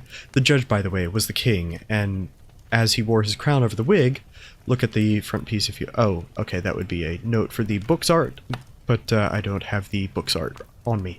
He did not look comfortable at all, and it was certainly not becoming. And that's the jury box, thought Alice, and those 12 creatures. She was obliged to say creatures, you see, because some of them were animals and some of them were birds. Is a bird not an animal? What? I thought a bird was an animal. I suppose they are the jurors, she said this last word 2 or 3 times over to herself, rather proud of it, for she thought, and rightly too, that very few little girls of her age knew the meaning of it at all. However, jurymen would have done just as well. The 12 jurors were all writing very busily on slates. What are they doing? Alice whispered to the griffin. They can't have anything to put down yet, before the trial's begun. Bird is not an animal, the bird is a food? Well, some animals are food too. A cow. Cow's food. They're putting down their names, the griffin whispered in reply, for fear they should forget them before the end of the trial. Stupid things, Alice began in a loud, indignant voice, but she stopped hastily, for the White Rabbit cried out, "Silence in the court!" says the dragon. "Eat the cow, do it now." Yes, there we go. There. See? See? Silence in the court, said the king, and put on his spectacles and looked around anxiously, to make out who was talking. Aw, Sammy. Alice could see as well as if she could look over her shoulders that all the jurors were writing down stupid things on their slates, and she could even make out one of them didn't know how to spell stupid, and that he had asked his neighbor to tell him. A nice muddle their slates will be before this trial was over, Alice thought. One of the jurors had a pencil that squeaked. This, of course, Alice could not stand, and she went round the court and got behind him, and very soon found the opportunity of taking it away. She did it so quickly that the poor little juror, it was Bill the Lizard. Hey, it's Bill the Lizard! Aww! Come on, Bill. Why does Alice keep picking on Bill? God damn it, be nicer to Bill. Bill doesn't deserve this. Bill's an old lizard. Could not make out what had become of it, so after hunting around for it, he was obliged to write with one finger for the rest of the day, and this was of very little use, as it left no mark on the slate. SCP-788, the Walking Man's Shoes. The shoes may look normal, but they have one single anomaly that can turn a catastrophic event if used by more than a single person. 788 is a pair of old-time boots, and they have acquired the power to give anyone that wears them the feeling that they are constantly walking on clouds or any other soft object you can think of. These old boots can be readjust their size to the person who touches them or the container they are in. Bill called his local lawyer. Bill gonna sue. Feel way better because I took a nap? Nice, nice. Anyways, Harold, read the accusation, said the king. On this, the White Rabbit blew 3 blasts of the trumpet, and then unrolled the parchment scroll, and read as follows. The Queen of Hearts, she made some tarts, all on a summer day. The Knave of Hearts, he stole those tarts, and took them quite away. Consider your verdict, the king said to the jury. Not yet, the rabbit hastily interrupted. There's a great deal to come before that. Call the first witness, said the king, and the rabbit blew 3 blasts on the trumpet, called out, First witness! Good Spook, since you slept an 8 today, that's good, now drink water. Yes, Spook. Spook, get some water, okay? Wonder if shoes. Poetry can kill you in this world. Yeah, really. Yeah, really. Yeah. The first witness was the Hatter. He came up with a teacup in one hand and a piece of bread and butter in the other. I beg pardon, your majesty, for bringing these in, but I hadn't quite finished my tea when I was sent for. You ought to have finished, said the king. When did you begin? The Hatter looked at the March Hare, who had followed him into the court arm in arm with the Dormouse. 14th of March, I think it was, he said. 15th, said the March Hare. 16th, said the Dormouse. Write that down, write that down. Actually, it just says write that down once, but, you know. Write that down, said the king to the jury, and the jury eagerly wrote down all the dates on their slates, and then added them up, and then reduced the answer to shillings and pence. Okay. Take off your hat, the king said to the Hatter. It isn't mine, said the Hatter. Stolen, the king exclaimed, turning to the jury, who instantly made a memorandum of the fact. I keep them to sell, the Hatter added as an explanation. I've none of my own. I'm a Hatter. Here the queen put on her spectacles and began staring at the Hatter, who turned pale and fidgeted. And bring you alive in another, alas, all poems are words that have been said before, just in a different order. That is very true. Give your evidence, said the king, and don't be nervous, or I'll have you executed on the spot. Yeah, don't be nervous, we're gonna execute you anyways. This did not seem to encourage the witness at all. He kept shifting from one foot to the other, looking uneasily at the king, and in his confusion he bit a large piece out of the teacup instead of the bread and butter. Just at that moment, Alice felt a very curious sensation, which puzzled her a great deal until she made out what it was. She was beginning to grow larger again, and she thought at first she would get up and leave the court, but on second thought, she decided to remain where she was, as long as there was room for her. I wish you wouldn't squeeze so, said the Dormouse who was sitting next to her. I can hardly breathe. I can't help it, Alice said very meekly. I'm growing. You have no right to grow here, said the Dormouse. Don't talk nonsense, said Alice more boldly. You know you're growing too. Yes, but I grow at a reasonable pace, said the Dormouse, not in that ridiculous fashion. And he got up very sulkily and crossed over to the other side of the court. All this time, the queen had never left off staring at the Hatter, and, just as the Dormouse crossed the court, she said to one of the officers of the court, Bring me the list of singers in the last concert. On which the wretch's Hatter trembled so, and then he took his shoes off. Give your evidence. One more time. No right to grow here, yes. Give your evidence, the king repeated angrily, or I'll have you executed whether you're nervous or not. I'm a poor man, your majesty, the Hatter began in a trembling voice, and I haven't begun my tea. Not above a week or so. And what with the bread and butter getting so thin, and the twinkling of the tea... The twinkling of the what? Said the king. It began with the tea, the Hatter replied. Of course, the twinkling begins with a T, the king said sharply. Do you take me for a dunce? Go on. I'm a poor man, the Hatter went on, and most things twinkled only after that. Only the March Hare said... I didn't, the March Hare interrupted in a great hurry. You did, the Hatter said. I deny it, said that March Hare. He denies it, said the king. Leave out that part. A nice big sip of water. Fair enough, fair enough. Always good. Well, at any rate, the Dormouse said, the Hatter went on, looking anxiously round to see if he would deny it too, but the Dormouse denied nothing, being fast asleep. After that, continued the Hatter, I cut some more bread and butter. But what did the Dormouse say? One of the jury asked. That I can't remember, said the Hatter. You must remember, remarked the king, or I'll have you executed. The miserable Hatter dropped the teacup and bread and butter and went down on one knee. I'm a poor man, your majesty, he began. You're a very poor speaker, said the king. Here one of the guinea pigs cheered and was immediately suppressed by the officers of the court. As that is a rather hard word, I will just explain to you how it was done. They had a large canvas bag which tied up at the mouth with strings. Into this they slipped the guinea pig head first and then sat upon it. Oh god. Objection! Overruled! 7088 always appears randomly in shoe stores when the owner dies. As long as the owner is alive, the boots will stay put with them as long as they have a purpose with them. The boots do also have a light control of the owner's memories, overriding the moment they find the boots they can resize themselves. Now, it's highly recommended that 788 is only used by one person, as the feeling from any other footwear would become unbearably painful to 788's owner. Oh, okay. I think I missed half of the book. What chapter are we on? We are on chapter 11, and we are at the courtroom scene. Ooh, I want shoes. Yeah, damn, 788 is a yandere. Oh, you're not wrong. You're not wrong. All right. Okay, where were we? Yes, they had just sat on a guinea pig. I'm glad I've seen that done, thought Alice. I've so often read in newspapers at the end of trials there was some attempts at applause, which is immediately suppressed by the officers of the court. Never understood what it meant until now. Understandable. If that's all you know about it, you may stand down, continued the king. I can't go no lower, said the Hatter. I'm on the floor as it is. Then you may sit down, the king replied. Here the other guinea pig cheered, and was suppressed. Come, that finished the guinea pigs, thought Alice. Now we shall get on to better. I'd rather finish my tea, said the Hatter, with an anxious look at the queen, who was reading a list of singers. You may go, said the king, and the Hatter hurriedly left the court, without even waiting to put on his shoes.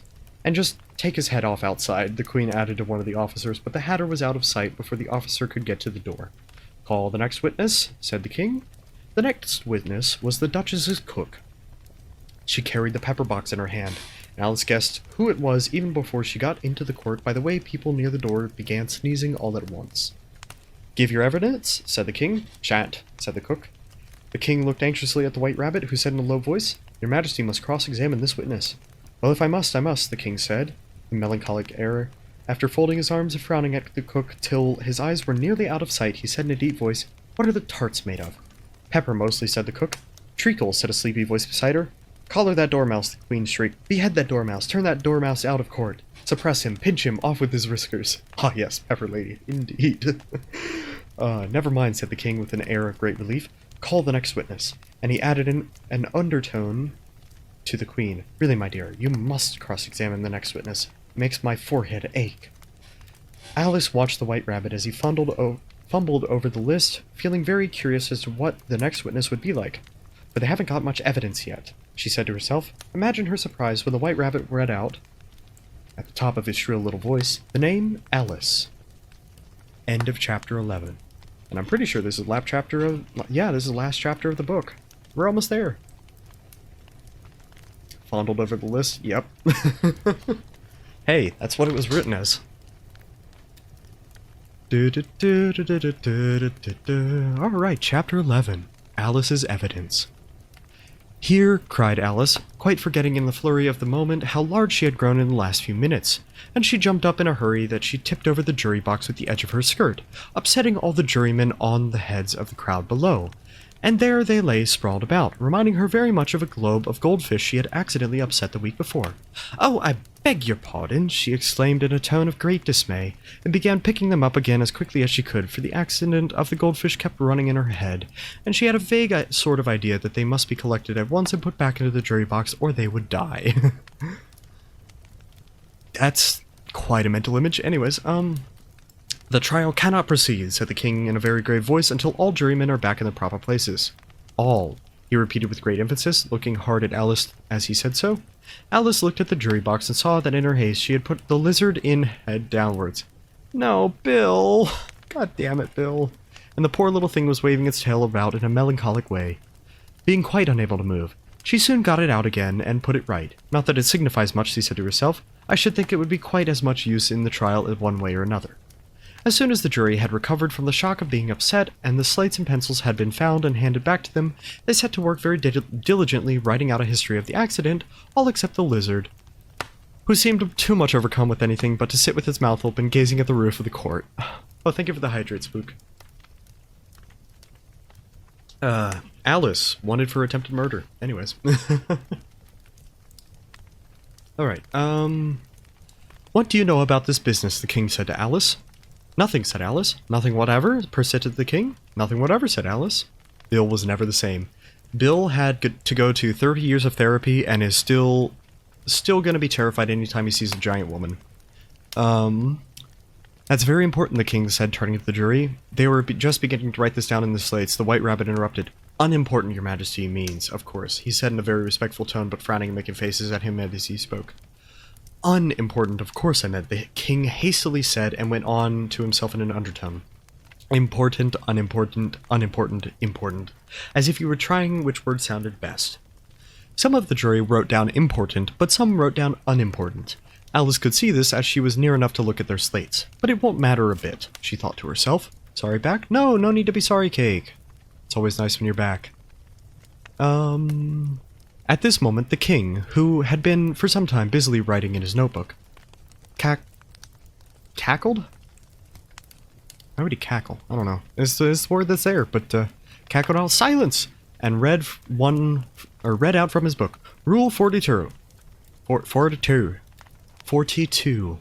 All persons more than a mile high must leave the court. Everybody looked at Alice. I'm not a mile high, said Alice. You are, said the king. Nearly 2 miles high, added the queen. Well, I shan't go at any rate, said Alice. Besides, that's not a regular rule. You invented it just now. It's the oldest rule in the book, said the king. Then it ought to be rule number 1. The king turned pale and shut his notebook hastily. Consider your verdict, he said to the jury in a low, trembling voice.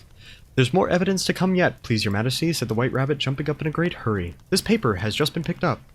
What is it? Said the queen. I haven't opened it yet, said the white rabbit. Oh, thank you for the hug, Spook. Got to add part 3. All okay, all okay.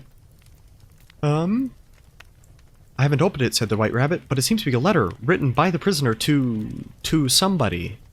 It must have been, unless it was written to nobody, which isn't usual, you know. Who is it directed to? One of the jurymen said. It isn't directed at all, said the white rabbit. In fact, there's nothing written on the outside. He unfolded the paper as he spoke, and added, It isn't a letter after all. It's a set of verses. Are they in the prisoner's handwriting? Asked another juryman. No, they're not, said the white rabbit. And that's the queerest thing of all. The jury all looked puzzled. He must have imitated someone else's hand, said the king. The jury all brightened up again. Please, your majesty, I didn't write it, and they can't prove that I did. There's no name signed at the end. If you didn't sign it, said the king, that only makes matters worse. You must have meant some mischief, or else you'd have signed your name like an honest man. Plot twist, it was written by Marianne? Oh yeah, fuck, Marianne's framed this guy, you know! There was a general clapping of hands at this. It was the first really clever thing that the king had said that day. That proves his guilt, said the queen. It proves nothing of the sort, said Alice. Why, you don't even know what you're talking about. Or, why, you don't even know what they're about. Read them, said the king. The white rabbit put on his spectacles. Where shall I begin, please your majesty, he asked. Begin at the beginning, the king said gravely, and go on till you come to the end, then stop. These were the verses that the white rabbit read. Wait a second, what is that emote? A raid emote? Huh. Neato. Anyways, they told me you have been to her and mentioned me to him. She gave him a good character, but I said I could not swim. He sent them word I had not gone. We know it to be true. If she should punish this matter on you, or if she should push this matter on, what would become of you? I gave her 1, then gave him 2. You gave us 3 or more. They all returned from him to you, though they were mine before. If I or she should chance to be involved in this affair, he trusts to you to set them free exactly as we were. My notion was that you had been, before she had this fit, an obstacle that came between him and ourselves and it. Don't let him know she liked them best, for this must ever be a secret kept from all the rest between yourself and me. Spook. The shoes can only send these emotions when they are rather strong ones from what we had gotten through testing, as others touching them doesn't make the owner feel anything. Fair enough. My new radio mail. Oh! Oh, that's dope. Okay. Yeah, I keep forgetting that your fucking prefix on there is... It's DMACA, and it's like, that doesn't just scream Mac to me immediately, but no, that's really cool. Hug, thank you for the hug story. Satanic is awesome. Satanic is awesome. I literally made that while I was listening to a stream and got instantly approved. Nice. Okay, I'm done with SCP-788 entry. Alice in Wonderland is just Lewis's bad poetry collection. It really is. Yeah. Mine is Mirth E4 or something like that as well, which is like so weird. Oh, you're repasting the thing. Okay. Yeah. Anyways. That's the most important piece of evidence we've heard yet, said the king, rubbing his hands, so let the jury... If any one of them can explain it, said Alice. She had grown so large in the past few minutes that she wasn't a bit afraid of interrupting him.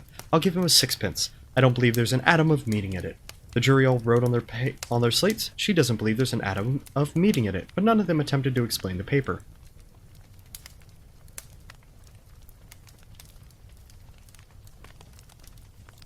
That's a lot of words. Anyways,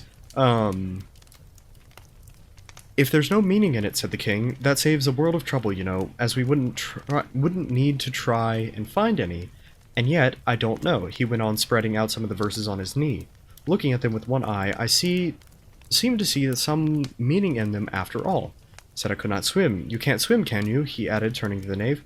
The knave shook his head sadly. Do I look like it? He said, which he certainly did not, being entirely made of cardboard.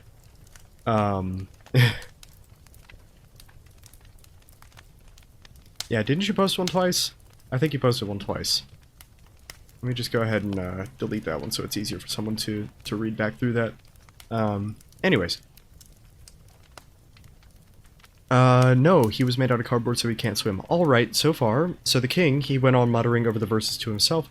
We know it to be true, that's the jury, of course. I gave her one, they gave him two. Why, that must be what he did with the tarts, you know. But it goes on. They all returned from him to you, said Alice. Well, there they are, the king said triumphantly, pointing to the tarts on the table. Nothing could be clearer than that. Then again, before she had this fit... You never had fits, my dear, I think, he said to the queen. Oh, gosh. Never, said the queen, furiously, throwing an inkstand at the lizard as she spoke. The unfortunate little Bill had left off writing on his slate with one finger as he had finally found... As he found it made no mark. Now he hastily began using the ink that was trickling down his face as long as it lasted. Oh, poor Bill. Aw. Poor Bill. Gosh darn it. Then the words don't fit you, said the king, looking around the court with a smile. There was a dead silence. It's a pun, the king added in a very offended tone. Everyone laughed. Let the jury consider the verdict, the king said, for about the 20th time today. The story hates Bill, right? No, sentence first, verdict after. Stuff and nonsense, said Alice loudly. The idea of having the sentence first. Hold your tongue, said the queen, turning purple. I won't, said Alice. Off with her head, said the queen, shouting at the top of her voice. Nobody moved. Who cares for you, said Alice. She had grown to her full size by this time. You're nothing but a pack of cards. At this, the whole pack rose into the air and came flying down upon her. She gave a little scream, half of fright, half of anger, and tried to beat them off, and found herself lying on the bank, with her head in the lap of her sister, who was gently brushing away some dead leaves that had fluttered down from the trees upon her face. Wake up, Alice, dear, said her sister. Why, what a long sleep you've had. Oh, I've had such a curious dream, said Alice. And she told her sister, as well as she could remember them, all the strange adventures of hers that you have just been reading about. And when she had finished, her sister kissed her and said, It was a curious dream, dear, certainly, but now run into your tea, it's getting late. So Alice got up, ran off, thinking while she ran, as she might, what a wonderful dream it had been. But her sister sat still just as she had left her, leaning her head on her hand, watching the setting sun, and thinking of her little Alice and all of her wonderful adventures, till she too began dreaming after a fashion, and this was her dream. First, she dreamed of little Alice herself, and once again the tiny hands were clasped upon her knee, and the bright eager eyes were looking up into hers. She could hear the very tones of her voice, and see the queer little toss of her head, to keep back the wandering hair that would get into her eyes. And she still listened, or seemed to listen. The whole place around her became alive with strange creatures of her little sister's dream. The long grass rustled at her feet as the white rabbit hurried past. The frightened mouse splashed his way through the neighboring pool. She could hear the rattle of the teacups as the March Hare and his friends shared their never-ending meal, and the shrill voice of the queen ordering off her unfortunate guests to executions. Once more the baby pig was sneezing on the Duchess's knee, while plates and dishes crashed around it. Once more the shriek of the griffin, the squeaking of the lizard's slate pencil, and the choking of the suppressed guinea pigs filled the air, mixing up with the distant sobs of the miserable mock turtle. Bill is a punching bag of Alice in Wonderland, and so her isekai ended. Indeed. Bill! Yeah. Yep. Do you like the SCP story, Semi? I kinda like it. Anyways, where was I? So she sat on, with closed eyes, and half believed herself in Wonderland, though she knew she had but to open them again and all would change to dull reality. The grass would be only rustling in the wind, and the pool rippling in the waving of the reeds. The rattling teacups would change to tinkling sheep bells, and the queen's shrill cries up to the voice of the shepherd boy, and the sneeze of the baby, the shriek of the griffin, and all the other queer noises would change, she knew, to the confused clamor of the busy farmyard, while the lowing of the cattle in the distance would take the place of Mock Turtle's heavy sobs. Yeah. Lastly, she pictured to herself how the same little sister of hers in the aftertime be herself a grown woman, and how she would keep through all her riper years the simple and loving heart of her childhood, and how she would gather about her other little children and make their eyes bright and eager with many a strange tale, perhaps even the dream of Wonderland of long ago, and how she would feel with all their simple sorrows and the pleasure of all their simple joys. Getting tongue-tied towards the end of it, remembering her own child life in the happy summer days. The end.